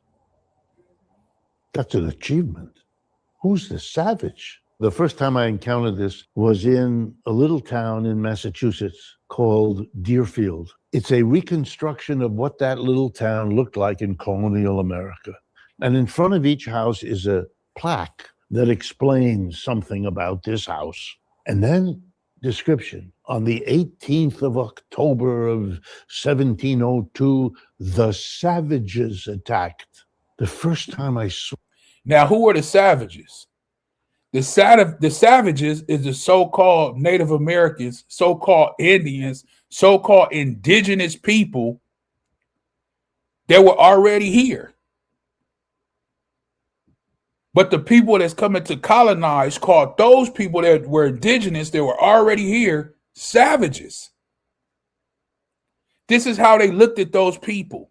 They didn't look at them as human beings. They didn't look at them as spiritual beings. They didn't look at them as nothing but what? Savages. And they treated them as such. They treated them as such. One more time. Europeans come to this continent, literally ethnically cleanse the indigenous population out of existence, kill them on a scale that has hardly been equaled, and refer to them as savages. That's an achievement. Mm-hmm. Who's the savage? The first time I encountered this was in a little town in Massachusetts called Deerfield. It's a reconstruction of what that little town looked like in colonial America. And in front of each house is a plaque that explains something about this house. And then description. On the 18th of October of 1702, the savages attacked. The first time I saw this, the savages. You come in here, destroy everything these people have, and they are the savages. That's an interesting move. It is. You know? I hadn't thought of that before. Think about it. He said he hadn't thought of that before. Well, what you been thinking about? What you been thinking about? All this time, what you been thinking about? I just want to know. Let me play this one. All of the burning and bombing that was done to us and the houses, nobody never said too much about that, and nothing was done. But let something be burned, by a black man.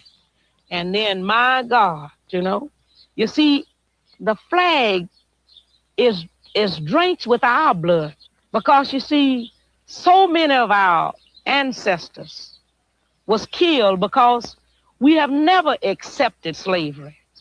We had to live on it, but we've never wanted it. Now, my question is real quick. Think about all of think about all of the Native Americans, all of the Indians, all of the indigenous people that were here, right? Before the colonizer came. I think you told me, huh? No, I think you was telling me the Tainos, they almost wiped out the whole tribe, right? I think it was only like 1,100 people left. Yeah, there was only a few left. There was only a few left. Now, mind you, these people, I don't want to say it was hundreds of thousands, but it was more than 1,100 before they came. But when they came, they tried to wipe the people out. And this is the mindset, like he said, who is the savage? What type of mindset is it that you have? Like, what are you doing? It's all greed. Yeah. You see what this is? We were so-called savages. Yeah. And this is how they looked at our people. It's still today, we are looked at as savages. This is why when you read in the Constitution, so-called African American or black man is not a full human being. He's 3/4 of a human being. This is what was written in the Constitution that still to this day that they hold value to. And this is why it's important to go back and read these things that they put in the Constitution, right?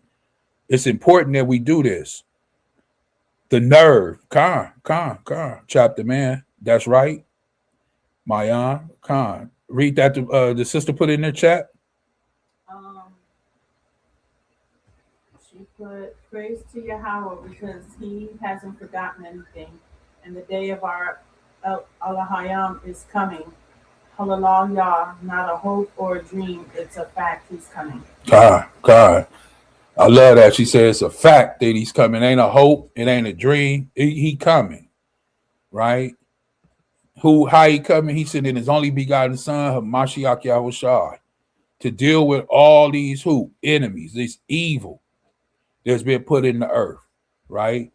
Now let me finish this about the sister, what she was just saying real quick. Let me go back because I want to finish this up about what the sister was saying. Let me see. Here we go.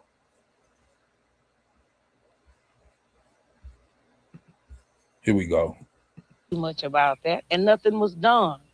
But let something be burned, by a black man. And then, my God, you see, the flag is drenched with our blood because, you see, so many of our ancestors was killed because we have never accepted slavery. We had to live on it, but we've never wanted it. So we know that this flag is drenched with our blood. So what the young people are saying now, give us a chance to be young men, respected as a man, as we know this country was built on the black backs of black people across this country. And if we don't have it, you ain't gonna have it either, because we gonna tear it up. All praise. She said, if we can't have it, y'all can't have it either, because we gonna tear it up. We gonna tear it up, and that's for educational uses purposes, right? For anybody that might try to red flag it, right? And then what she say, the Aqua say, I don't care what they hold. The day is coming when they will have to confess that they have inherited lies. Yahweh's truth will prevail. Hallelujah. All praises. Khan. Let's finish this last one. Oh, we did 68, huh? Let's go to James real quick. Let's get some of this New Testament real quick.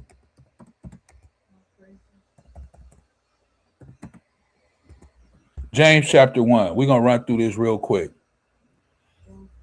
James 1:1, right? We've been talking about this whole time. Indigenous people, Native American people, our brothers and sisters. And it says right here, right? We scattered to the four corners of the earth. I went over all those things. James chapter 1, verse 1. It says, James, mind you, this is Hamashiach, Christ, his brother, right? This is his brother. James, a servant of the Most High. Am I not sharing? Hold on. Let me share it. Con, I should be sharing now. Is it sharing?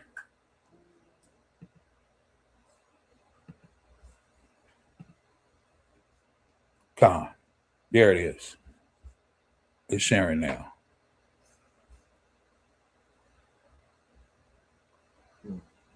Chapter man says, all praises, Con. We are in James 1:1. I'm about to read that. The Aqua says, I agree. Salaki, I agree with what that sis said. They refuse to pay how you pronounce that word? Reparations, Salakia, and relinquish what they stole. Look at the economy, and it's continual mess. I don't even want the reparations, right? If they would have gave us what they said they was going to give us, 40 acres and a mule, imagine how much land we would have acquired. Each Aqua, brothers and sisters, they got 40 acres and a mule. Like that's what I was talking about earlier about how we don't even know how to it's not called gardening. What is it called? Harvest. We don't know how to harvest. We don't know how to cultivate. We don't know how to get out there and get it. Not all of us, but the majority, the bulk of us. I'm not saying all of us, right? But we wasn't given that land. We didn't grow up with land. You got something? Yeah, Salakia, they did so much. They did so much. They did so much that there's no way that they can pay that back. Right. And not only that, it's like, why would you want what's here anyway? The Most High said your treasures are stored with him. Right. And his treasures are worth a way more. We got plenty of land. Yeah, we got plenty of land when the Most High gonna give it to us, right? Let me get that real quick. Agriculture, con. You know, we'll go to that in a minute. Con, chapter man said con. He said the sum is insurmountable. Insurmountable. Okay. It's like you can't even pay that back. You can't pay it back. People that they done did wrong, that they owe. Yeah, I don't want to, huh? They would be our slaves. Yeah, they would be our slaves. Right. But you know, to mention that, now that we're speaking about that, it says James, a servant of the Most High, right?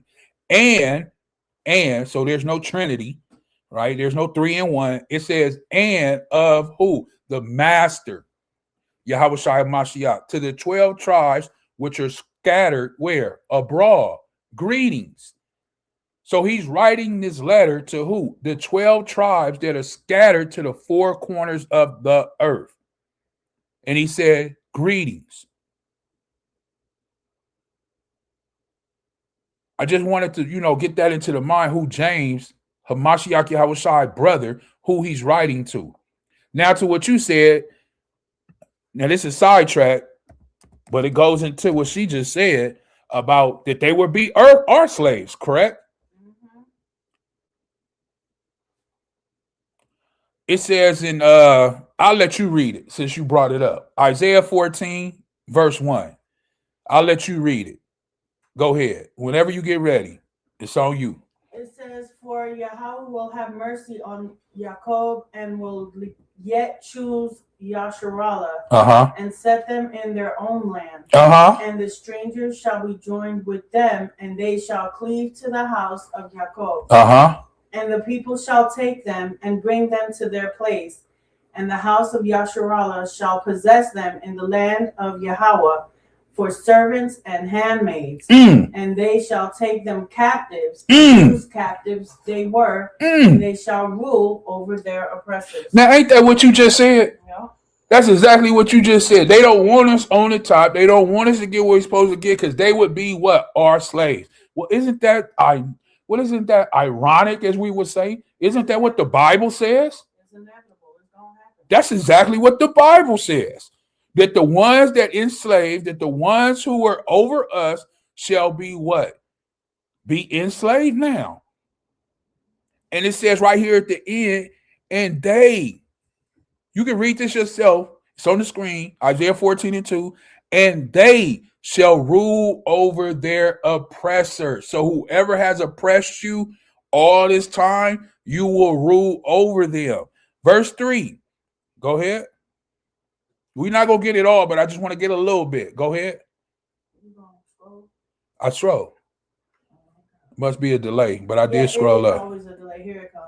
And it shall come to pass in the day that Yahweh shall give thee rest from thy sorrow and from thy fear and from the hard bondage wherein thou wast made to serve, that thou shalt take up this proverb against the king of Babylon and say, how hath the oppressor seized, the golden city seized? See? So, and 3 and 4 is letting you know that fear that we talked about earlier from all of them curses, like I said, we gave you an example with the police getting behind you, things like that, the sorrow that you feel every day, whatever that sorrow is in that day-to-day basis that you live, from the world that you live in, the area that you live in, the nation that you live in, right? And from what? That hard bondage, I can't even imagine what our ancestors went through 400 and 500 and 600, 700 years ago. I just can't even imagine the hardship, being beat, working all day, but being beat all day at the same time, not having any shoes, not having any clothing, not having any warmth, just not having no food, just just completely dependent on massa. You don't have no, as a man, you have no power at all when another man just come and lay with your wife in front of you and you can't say nothing. He just take your daughter. He just hang your son and lynch him and set him on fire in front of you. And it's nothing you could do. Or they rape the man in front of the family. To you know, yeah, to take all away his power or whatever it is, demasculate him, you know. I just can't even imagine going through these things. And these are the things, or a woman just gave birth, right? She got a 9-month-old or 2 or 3 month-old. They take the baby and take it down to the swamp and feed it to alligators. And you watching alligators eat your brand new infant baby. Like, you can't imagine what our ancestors went through, you know. But back to what you had said, yeah, they're going to do, and they're going to be our servants just as well as they did to us. And you know me, I love to share it in comparative text, so people might say, well, I didn't understand that verse. I don't think it said that. Well, we're going to read it to you right here. New Living Translation. It says, the nations of the world will help Yahweh's people return. So the true Israelites, right? These other nations are going to help us return, and those who come to live in the land will serve them. This is how you know this is not biblical prophecy over in Israel right now. One, nobody helped them, right? They don't even want them there. They fighting to get them out. And two, there's nobody serving them there. Who returned there with them? I don't know who returned there with them other than those Israelis over there. And nobody's over there serving them. Those who captured Israel will themselves be captured. Well, a lot of those people that are over there, they had a lot to do with the slave trade. What's that guy name that run the, you know, who got all the money? The Rothschilds and all these people, they helped fund the slave trade.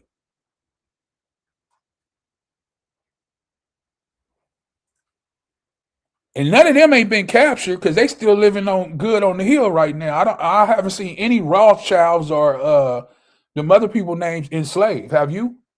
No, but what I look, not that I look forward to it, but I mean, I could say I look forward to it, but like when they say like your oppressors will be your slaves or whatever, it's not even like that. Like when they say there will be no more Edom, like that's, you know. Oh, but they're gonna have to get their time, so it's not. They're not gonna just. Yeah, they're not gonna get wiped out right away. I'm just saying. Yeah, they got to do their time. But here it is to let you know the people that it's talking about. It makes it very clear right here. It says those who captured who? Israel. So it's only talking about the nations of people that captured who? Israel. This is who this is pertaining to. Will themselves be what? Captured, and Israel will rule over its enemies. I already showed you in multiple places in the Bible today who are your enemies. Okay, so you can't get around that. You can't get around that at all. That was great that you brought that out. That's gonna happen, right? So mind you, let's wrap this up. James is servant of the Most High and the Master Yahawashi Mashiach. He's writing this letter to who? To the 12 tribes that are scattered, right? Why do you have to write a letter to the 12 tribes that are scattered? Let's get it in the book of Acts real quick. Acts chapter 2, right? And I'll let you get this because it's been a while. Acts 2 and 5. This is why James, Hamashiach's brother, was writing this letter to the people that were scattered abroad, the Israelites.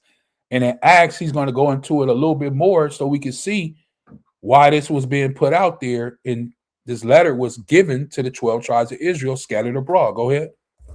And there were dwelling at Jerusalem Jews, devout men out of every nation under Shalawam. So devout men, devout Jews, out of every nation, meaning they coming from everywhere.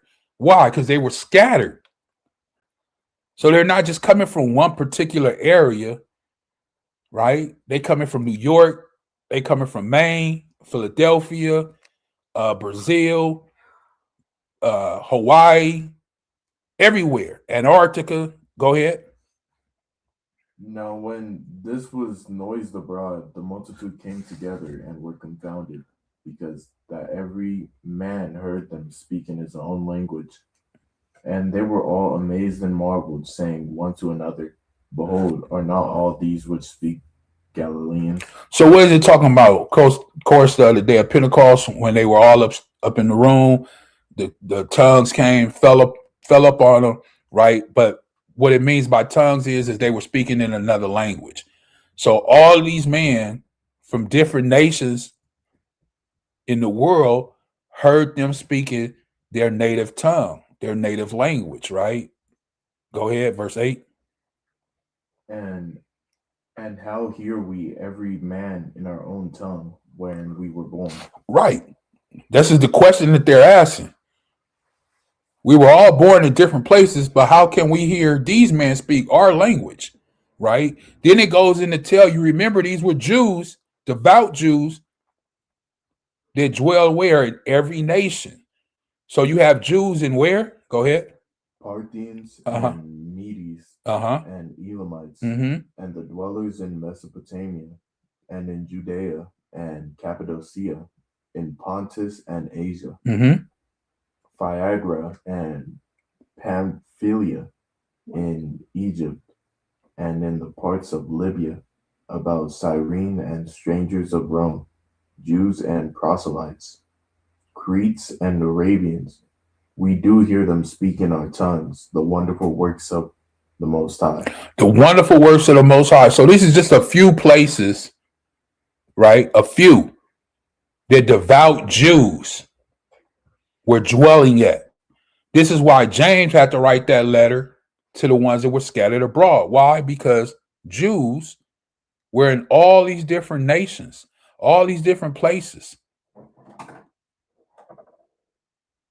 As you can see, it's just a few here. You have some in Rome, in Egypt, in Mesopotamia, in Judea, Elamites, I believe that's Elam, right? You have some in Asia. So they were scattered everywhere, all abroad. Wherever you can think of, that's where they are. And they said it was so good to hear the amazing works of the Most High. But then they asked a question in verse 12. Read that. And they were all amazed and were in doubt, saying one to another, What meaneth this? Others mocking said, These men are full of new wine. So some didn't realize or didn't know what this was. Of course, the ignorant ones, the unwise ones, they're going to make a joke out of it, start mocking and say these men are drunk, right? And then here comes Peter with the whole sermon. Now, this is what you talk about predestined. Remember, Peter and them were going to leave. They wasn't even going to be here at this setting. But who was it? It was Hamashiach. They came back and told them, no, you have to go back and wait on what? The Spirit. You have to go back and wait on the Spirit. Now I'm going to ask the question right here. Is there anybody still in the chat? I'm going to ask a question right here. Did Peter and the disciples already have the Holy Spirit, or was they waiting on the Holy Spirit? Somebody, if you can answer that in the chat, I would greatly appreciate it. And I'll wait a few minutes. Right? The day of Hamashiach is coming. All praises, all praises. Acts 2 and 5. Khan. Israelites speaking many languages. Khan. It's numerous as it's saying. Khan. All praises. Waiting for the helper to come. So they were waiting on the helper to come. They didn't have the Spirit yet, right? That's what the ox said. Khan. Now, I want to show you something, right? As we come back here, believe they were waiting. I believe they were waiting. Let me see. Let's see. And let's see what the Bible say. I believe, let me see. Let me see.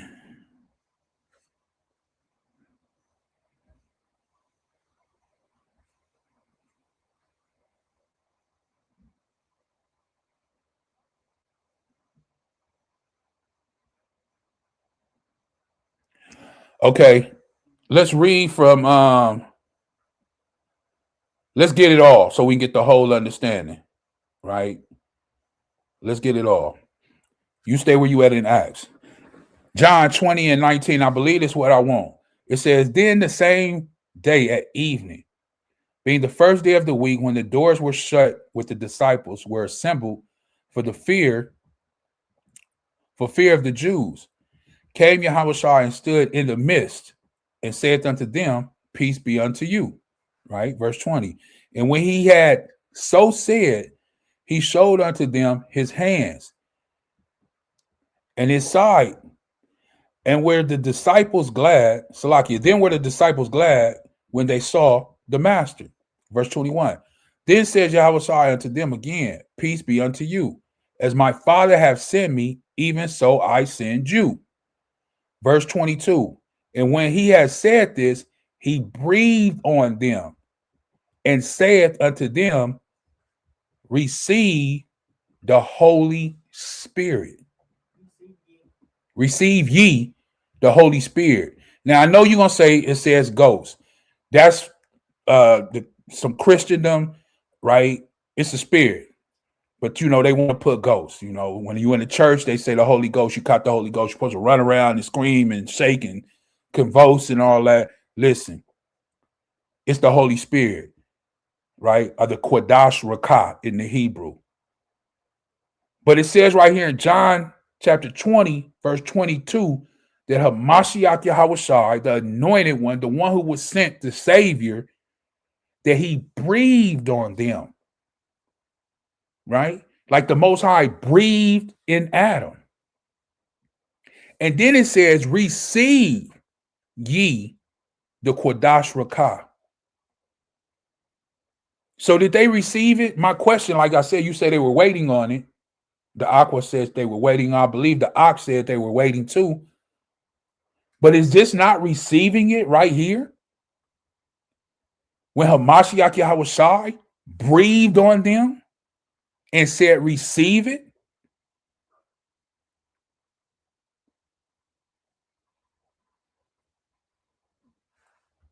Let me see a comparative text. See if we can see anything in the comparative text. The New King James says, and when he had said this, he breathed on them and said to them, receive the Holy Spirit. Then he breathed on them and said, receive the Holy Spirit.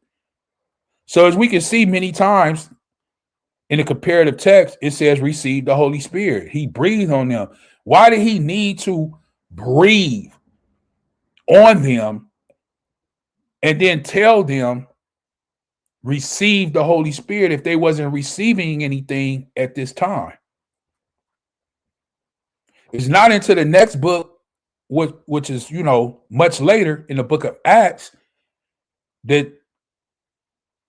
which we're in, that it says that the Spirit came and fell upon them and they started to speak in tongues, right? Now, I can't say with 100% certainty, but clearly here in John 20 and 22, they're receiving instructions and they're receiving something about receiving the Spirit. Someone in the chat named Denroy Davis said there are different degrees of the Holy Spirit as there are different colors of the rainbow. Well, thank you for the comment. I believe Denroy Davis. Thank you for the comment. I believe that the Spirit has functions, different functions, right? But here, what I'm saying basically is that I believe that they received the Spirit then, now, here, in John chapter 20, right? I believe this is why the Most High allowed for this to happen. Now, when we go back to Acts 2, we're going to see the reason why it happened the way it did. Like I said, Peter and them were on their way somewhere else. Hamashiach intercepted them, told them, no, go back to Jerusalem, go back and wait. What are they waiting on? The Spirit. Now, in their mind you, because they're still not as spiritual as they should be, it's growing, but in their mind, they're waiting on the Spirit. But I believe they already have the Spirit within them. But here, we finished with John 20 and 22. As you can see it on the screen, it's right here highlighted. I showed it that Hamashiach Yahawashi, he breathed on them, told them to receive it. Now, when we go back to Acts, you got something? Go ahead. I just wanted to say, chapter man put, they didn't understand it at the moment. Hold on, let me put it on the screen. Khan, Sister Dorothy says, Khan, I was thinking about Pentecost, Khan. And then chapter man says, what? Go ahead. They didn't understand it at the moment. They were waiting as if it was something outside of them, but it was already within by the spoken word. All praises. All praise. I'm glad, chapter man, that you can see that, right? Same thing he tell us, don't look over there. Don't look out there. Don't go over there. Everybody looking for it when he says what? The kingdom is already where? Within you. Now, the reason he sent them back and he wanted to show them was because when we look at it, the Sister Dorothy said Pentecost, right? You can see it right here. This is why they had to go back. This is why Hamashiach Yahawashi said, no, don't leave yet. Go back and wait. Why? Because something had to be delivered. Something had to be shown. What had to be shown? Well, it tells us right here. We already read some of this. We started at 5, right? You can start at 1 and 2 when it says, and when the day of Pentecost was fully come, and they were all in what? One accord in one place, and suddenly there came a sound from the Shemayim, as of a rushing mighty wind, and it filled the house where they were sitting. And there appeared unto them what? Cloven tongues, like it's fire, and it set upon each of them. It said upon each of them. Now, I'm going to ask another question as we're getting ready to wrap it up. What is the Bible in the New Testament, in the epistles of our brother Paul, what does he tell us about speaking in tongues? He's saying that if there's no one there to translate it, that is that what you're looking for? Yeah, if there's no one there to translate, then that's not speaking in tongues. Don't speak in tongue. No. Right? Because you need a translator there to understand what was being said. Right? Yep. So the whole purpose for us to speak tongues, let's get that. It's in the book of Corinthians. I think it's chapter 14 or 15. Let me see.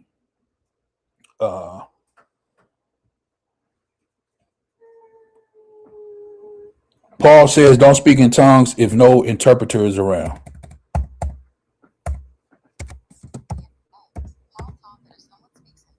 I knew it was 14 or 15. 14. Come on. Let me just go to it. 1 Corinthians chapter 14. 14, 20. We'll start at 21. It says, in the law, it is written, with man or other tongues and other lips will I speak unto this people. And yet for all that will they not hear me, saith the master, right? After all this, people still won't. It says, wherefore tongues are for a sign. So that thing that happened on the day of Pentecost with the apostles up in the upper room, the reason they had to go back, The reason Hamashiach Yahushua told him to go back, why? It was for a sign. If they wasn't there, then the prophecy, the one thing that was predestined, the sign, it wouldn't have been able to happen because the apostles wouldn't have been there. But it was for a sign. For who? Those Jews, devout Jews, dwelling in all of those places that my son read earlier. Not to them that believe. But to them that believe not. That's what he's saying. It says, wherefore tongues are for signs, not to them that believe. Peter and them believed already. That's why they were apostles. But to them that believe not. But I thought those men were devout. They were devout Jews in the old way. But this was a new way. We had a new high priest now. We no longer need the temple. We no longer need to sacrifice. It says, but prophesying serveth not for them that believe not, but for them which believe. Go ahead. We're going to keep going down. Let me see. Oh, you want me to read it? I can read it. 23.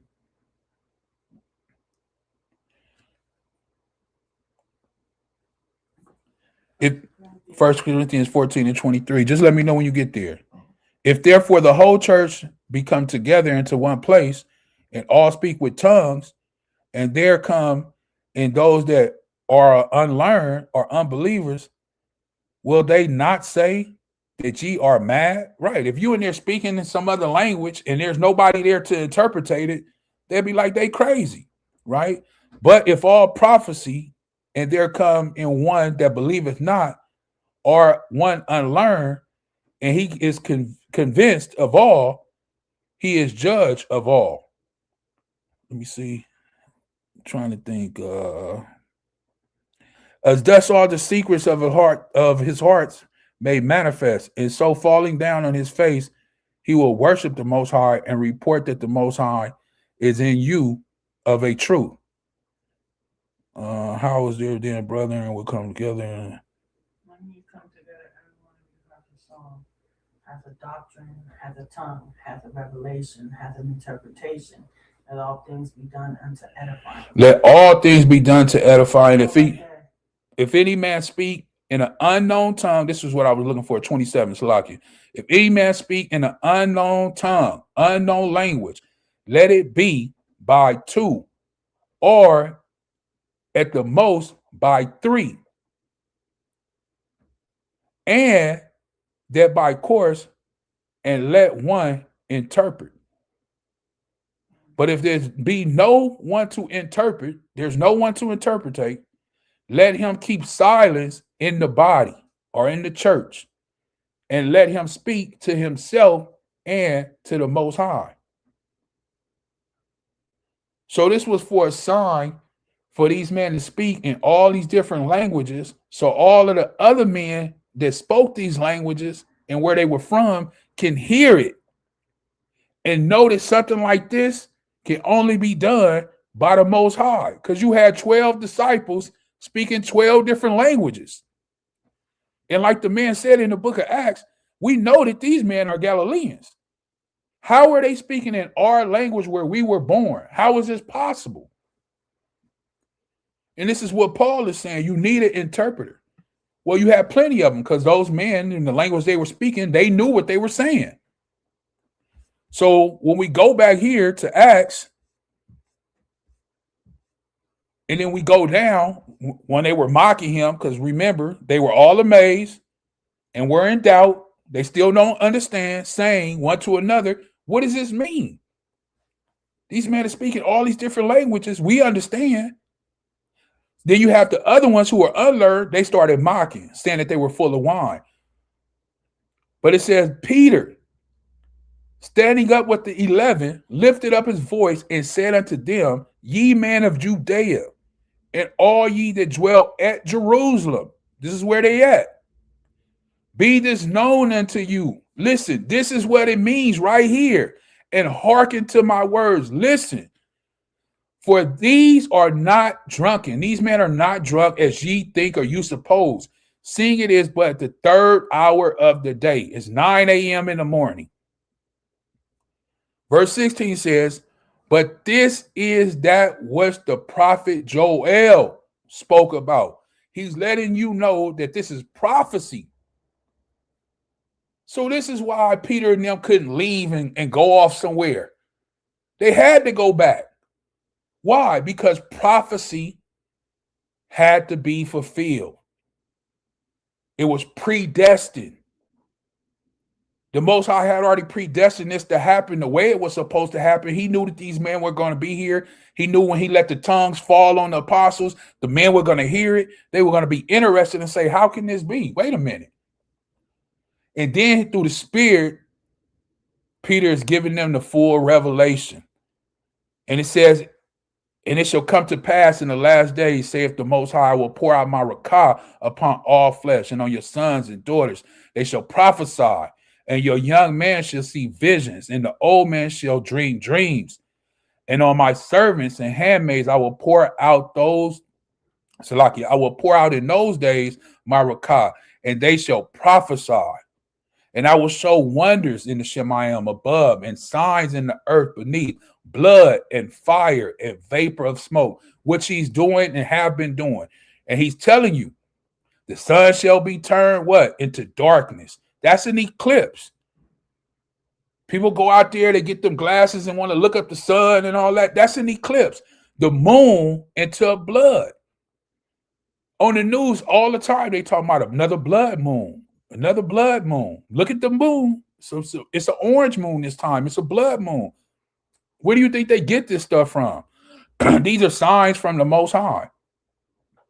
Like the sister Dorothy was saying, what? Before that great and notable day of YAHAWAH come, right? When he sent his only begotten son back. And it shall come to pass that whosoever shall call on the name of YAHAWAH shall be saved.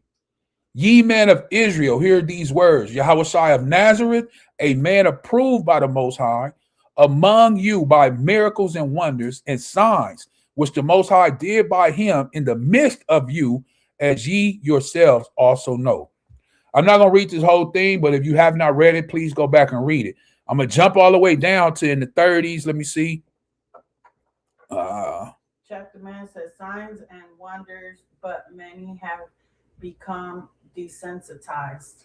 So when they see these things, it's like they're not even amazed anymore because they see it so much.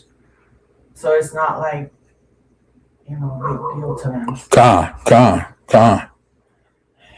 Here it is, verse 37, right? It says, now when they heard this, mind you, I didn't read it all. Please go back and read it if you don't have this understanding and you have not read it. But when all those people, those men heard this, right?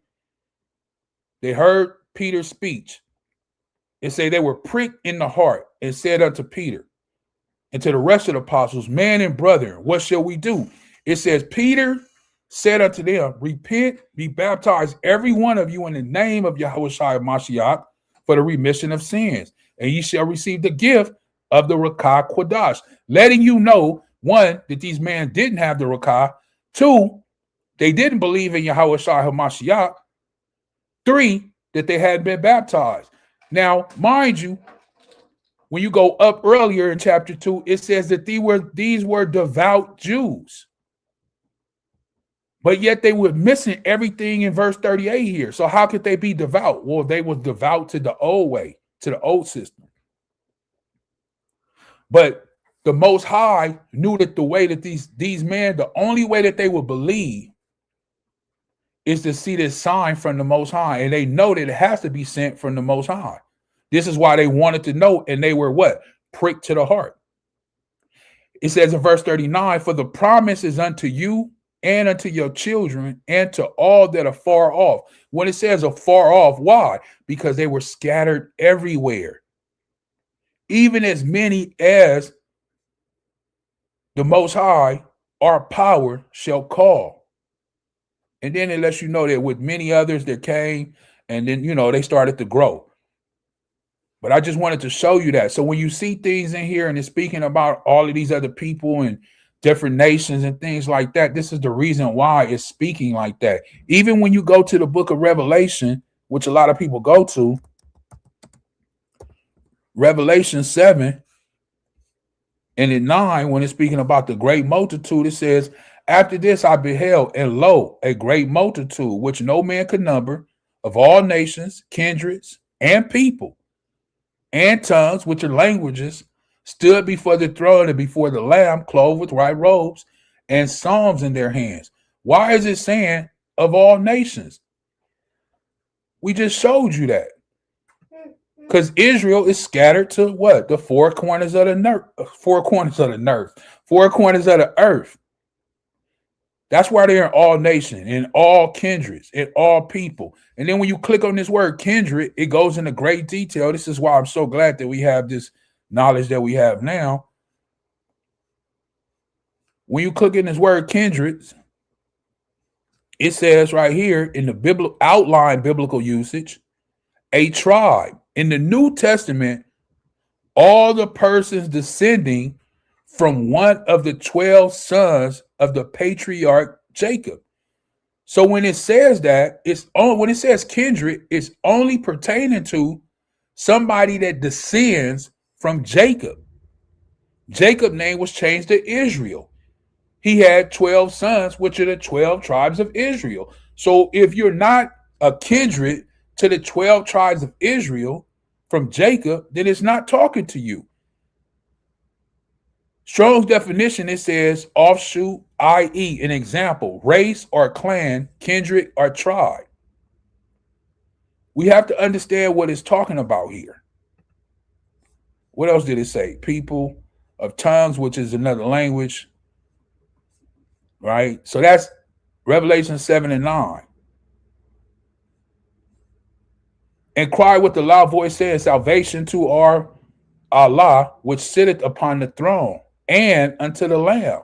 Why are they giving praise to the Father and unto the Lamb if they're the same thing? If they're a Trinity, if they're all one, if they're all exclusive, if they're all together. The Bible separates. It lets us know that it's speaking about the Father and about who? The Son, the Lamb. And all the Malaks stood round about the throne and about the elders and the four beasts, and fell before the throne on their faces and worship who? The Most High. They're not worshiping the Lamb. They're not worshiping Hamashiach Yahushua. Who are they worshiping? The one that sits on the throne, the Ancient of Days. Verse 12 saying, Amawah, Barak, and glory and wisdom and thanksgiving and honor and power and might be unto our Allah forever and ever. Amawah. And one of the elders answered, saying unto me, what are these which are arrayed in white robes, and whence came they? And I said unto him, Sir, thou knowest. And he said to me, these are they which came out of the great tribulation and have washed their robes and made them white with the blood of the Lamb. Therefore are they before the throne of the Most High, and serve him day and night in his temple. Hamashiach Yahushua doesn't have a temple. He doesn't have a temple. Who has a temple? The Most High Yahweh. And he that sitteth on the throne shall dwell among them. They shall hunger no more, neither thirst anymore. Remember, these were the curses in Deuteronomy 28 that I read. Neither shall the sunlight on them, nor any heat. For the Lamb, which is in the midst of the throne. Wait a minute. The Lamb is not on the throne? Hamashiach Yahushua, who the world, Jesus Christ, is not on the throne? Revelation 7 and 17 says he's in the midst of the throne, but he's not on the throne. The Lamb which is in the midst of the throne shall feed them and shall lead them unto living foundations of water. Salakia, fountains of waters. And the Most High shall wipe away all tears from their eyes. Now, for those who have read the scriptures, this very same account can almost be played out verbatim, word by word, almost in the book of Second Ezra. Let's get that. Second Ezra chapter, is it 2? 2. Second Ezra chapter 2. We're going to wrap this up real soon. Aqua of Adriana, she said different languages. Am I going too far back? Yeah. Second Ezra chapter 2, verse 1. Second Ezra 2, and I believe we're going to start around 33. 33? Yeah. Posted, so. Yeah, 33. Signs and wonders, but many have become that's Revelation 7 and 9. Chat the man put kinfolk, huh? Kinfolk. That's that old South kinfolk. Kinfolk. I'm not sure how to pronounce that one. Turtle Island rules. No, I already took that out. Oh, okay. Hello, y'all. Aqua Dorothy. Second Ezra 2 and 33. Now, mind you, we just read Revelation chapter 7, verses 9 to 17, right? About this great multitude and all of these different people and different language, like tongues and things like this. Now, this is Second Ezra. Oh, let me show my screen, Salakia. Second Ezra, remember what we just read? Second Ezra chapter 2, and we're going to start at verse 33. Let me go down. For those who don't know, this is a 1611 King James Bible. I would encourage you to get you one. It has the missing 14 books that were taken out through the Protestant church, right? Second Ezra chapter 2, and like I said, we start at verse 33. It's on you. I, Ezra, received the charge of YAHAWAH upon the Mount Oreb, that I should go unto Israel. But when I came unto them, they set me at naught, and despised the commandment of YAHAWAH. And therefore I say unto you, O ye heathen, that hear and understand, look for your shepherd, he shall give you everlasting rest, for he is nigh at hand, that shall come in the end of the world. And that's what the sister Dorothy been talking about all day, when the Most High sent his only begotten son, Hamashiach Yahawashi, who is what? The true shepherd, right? Go ahead. Verse 35. Be ready to the reward of the kingdom, for the everlasting light shall shine upon you forevermore. Flee the shadow. Did you read 34? Yeah. Yeah. He read it. Go ahead, reread it again. 34. And therefore I say unto you, O ye heathen, that hear and understand, look for your shepherd, he shall give you everlasting rest, for he is nigh at hand, that shall come in the end of the world. Be ready to the reward of the kingdom, for the everlasting light shall shine upon you forevermore. Flee the shadow of this world, receive the joyfulness of your glory. I will testify my Savior openly. O receive the gift that is given you, and be glad, giving thanks unto him that hath led you to the heavenly kingdom. Be glad. Be happy. We know it's hard right now. Trial, tribulation, things you can go to. From the New Testament to Matthew to Revelation, it speaks about the trials. But here Ezra is letting us know, oh, receive the gift that was given you. And be glad that you were chosen. There's not many people that watch this when we go through these scriptures on the Shabbat day, things like that have the understanding, right? We've been on here for almost 2-3 hours, but yet there's people still in here, intrigued, wanting to go into it. They're very intrigued. They're going into it. They're leaving things. They're in the chat. They're reading through the Bible themselves. But if this is not important to you and you like, you turn the channel, you zoned off somewhere, you're not receiving this. You're not giving thanks unto him that has led you to what? The heavenly kingdom. Go ahead. 38. Arise up and stand. Behold, the number of those that be sealed in the feast of Yahweh. See? You sealed. You have been called to the wedding. Arise and stand.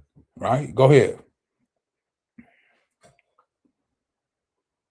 Verse 39. Yeah, 39, which are departed.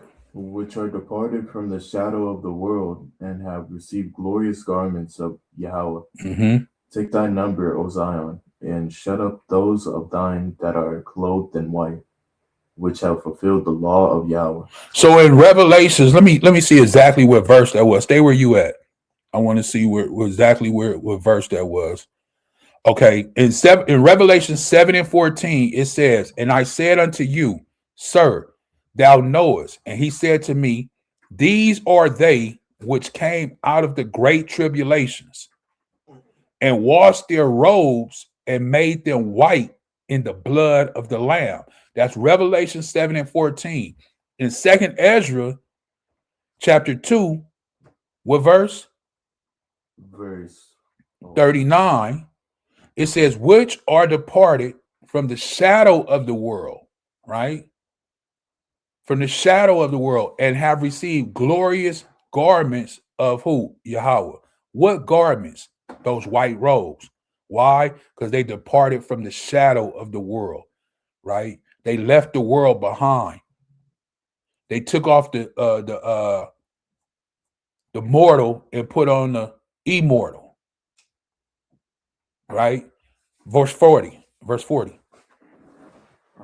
Take thy number, O Zion, and shut up those of thine that are clothed in white, which have fulfilled the law of Yahweh. So in order to have that white robe that's spoken about in the book of Revelation, chapter 7 and 14 on down, right, and many other places within the Bible, those are the ones that have did what? Fulfilled the law of Yahweh. That's how you get the white robe. Those are what you would call who? The saints. The Kodoshim in the Hebrew. Go ahead. Verse 41. The number of thy children whom thou longest for is fulfilled. Beseech the power of Yahweh, that thy people, which have been called from the beginning, may be hallowed. They were called from the beginning. This is why it was predestined. If you are called and you're supposed to be in a white robe, you already are there. Remind you, it's nothing you did. It's through the grace of the Most High and His only begotten Son, Hamashiach Yahushai, that man don't what? Get puffed up. So it's nothing you did. You didn't make it because of your good grace or because you went out there. It's nothing you did. Hamashiach Yahushai did it for you. This is how you have achieved and fulfilled the what? Law. Right? Go ahead. Verse 42. I, Ezra, saw upon the Mount Zion a great people whom I could not number, and they all praised Yahweh with songs. Now, is that not what Revelation said? 7 and 9? He saw a great multitude out of every nation, tribe, kindred, right? Ezra said he saw the same thing. 43. And in the midst of them, there was a young man of a high stature, taller than all the rest, and upon every one of their heads he set crowns, and was more exalted, which I marveled at greatly. Go ahead. So I asked the angel and said, Sir, what are these? Now this is Ezra, a prophet, a priest, right? Ezra, the line of Levitical priesthood, Levite. He's speaking to a malak. In English today, you will say an angel. So this malak and Ezra, the priest, are having a conversation. Ezra, the priest, says, so I asked the malak and said, Sir, what are these? What's going on here with all these people, this great multitude, right? 45, go ahead. He answered and said unto me, These be they that have put off the mortal clothing and put on the immortal, and have confessed the name of the Most High. Now are they crowned and receive palms. So right here in 45, it's speaking about being born again, right? You put off the mortal and you put on the immortal, right? This is what it's speaking about. Without even saying being born again, this is what it's speaking about being born again. They took off the mortal, they put on the immortal, and right after that, they started to do what? And have confessed the name of the Most High, where? In this earth. They stood for the Most High and His only begotten Son, Hamashiach Yahushua. It says, and now they are crowned and receive palms. Why? Because they took off the immortal. They left the shadow, as Revelation say, they left that shadow of the world. Go ahead, verse 46.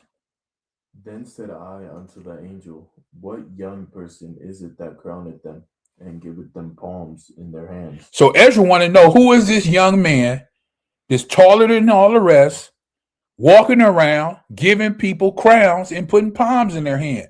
And he's asking the Malak, who is this?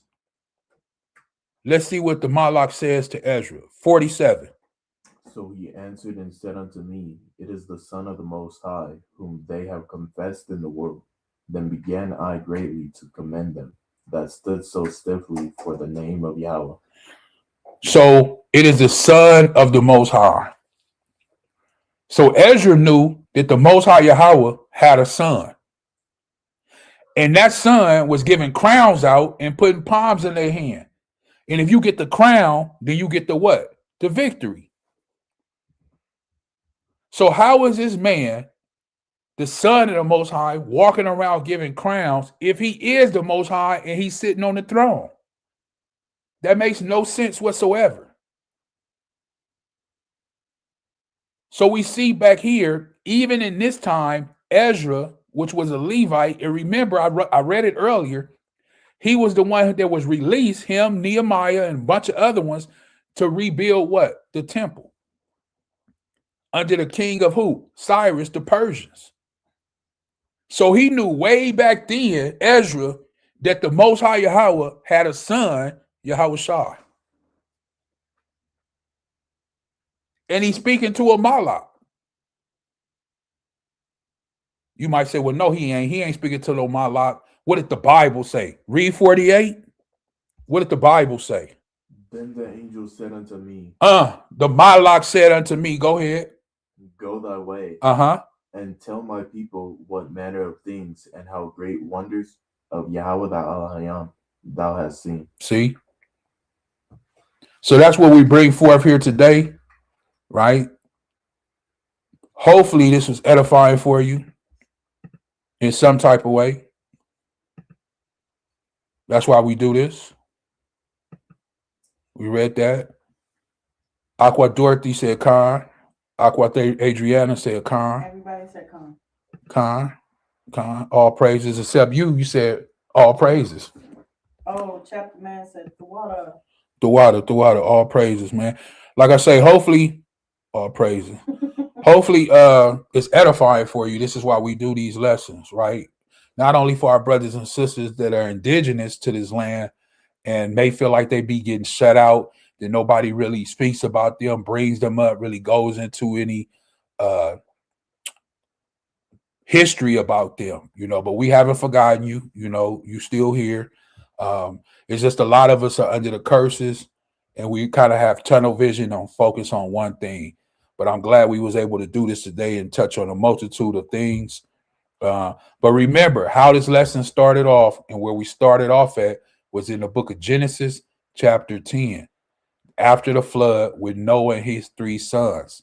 And like I explained, when you go into the sons, even when you go into Ham, Japheth, and Shem, you see certain things and you find out certain things, even where Noah was from. So it's important that we go back and we do those things. But like I say, hopefully this message was edifying. Hopefully this was a beautiful Shabbat class. And that's really all I got. Anybody got anything? Aqua Adriana said the water for edifying teaching. Khan. Aqua Dorothy said this was a beautiful class. The water. Khan. All praises. And my beautiful wife, she said, Khan, it was. All praises. Anybody got anything before we close out? No, I don't. No, nobody got nothing. No. Okay. Kind of was. Okay. Well, with that, we're going to get out of here. We say Shabbat Shalawam to everybody out there, to the ones that scattered to the 4 corners of the earth. Make sure you tune in for the next live that'll be coming soon. And every Shabbat, we go live about 12. And make sure to tune in every Shabbat. And we love having you joining in. Make sure, do us a favor, make sure to hit that like button, share, and subscribe. And that's all I got. With that, I say, Kwam Yasharala. And we say, Shalawam, Shabbat Shalawam. Have a beautiful rest of your Shabbat day. And we will see you on the next live. The Aqua says, Shalawam family. Chat the man says, Shabbat Shalom, Shabbat Shalawam. And Mayan says, Shabbat Mashkapah, Kwam Yasharala. And Aqua says, Shabbat Shalawam, Kwam Yasharala. And thank you for the Aquas joining in, because it's not often that the Aquas join in. A lot of times they think when we do lessons or we do teachings that it's only for the brethren, it's only for the Ahchyam, but that's untrue. You know, it's for everybody. It's the word, it's the water. So, you know, the water for joining in, and for all of the Ahchyam, the brethren, you know, we always got a chip on our shoulder to where we feel like we can learn or hear another brother really speak. I don't want to say teacher because we have one teacher. We just reiterating what, like Paul says, the mysteries are the ministry that we have been given. Let me see if I can get this real quick before we close out. If I'm not mistaken, let me see. First Corinthians. Let me see something.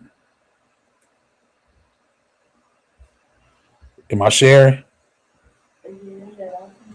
Yeah, 1 Corinthians chapter 2, verse 1.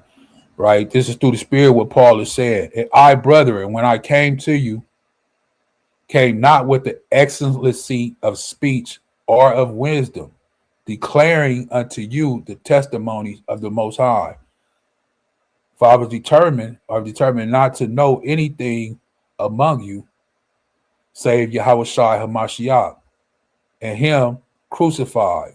And I was with you in weakness and in fear and in much trembling. And my speech and my preaching was with not enticing words of man's wisdom, but by the demonstration of the what? The rakah, and of the power, that your faith should not stand in the wisdom of man, but in the power of the Most High. Howbeit we speak wisdom among them that are perfect, yet not the wisdom of this world, nor of the princes of this world that come to nothing, but we speak the wisdom of the Most High in a mystery, even the hidden wisdom which the Most High ordained before the world unto our glory. And I can continue to go on and on and on, but that's what he's basically saying. I don't come with enticing words. I'm not coming giving money or putting on a show or, you know, whatever it may be. We just coming through the Spirit. You know, believe it or not, I'll be honest with you. I didn't even want to do the lesson this morning. But the Spirit said, no, you got to do it. I said, no, Spirit. He said, no, you got to do it. You got to do it. I don't care what you want to do. You got to do it. I said, okay. Because it's not what I want to do. It's what the Spirit want to do. So, you know, all praises to the Most High. That was 1 Corinthians chapter 2, verse 1. Like I said, we continue on and on, but we're going to get out of here. Shabbat Shalawam. Get you something to eat. Fill your belly. Put your feet up. Rest. Crack your toes. We'll see you on the next live. Kwam Yasharala. Kwam Yasharala.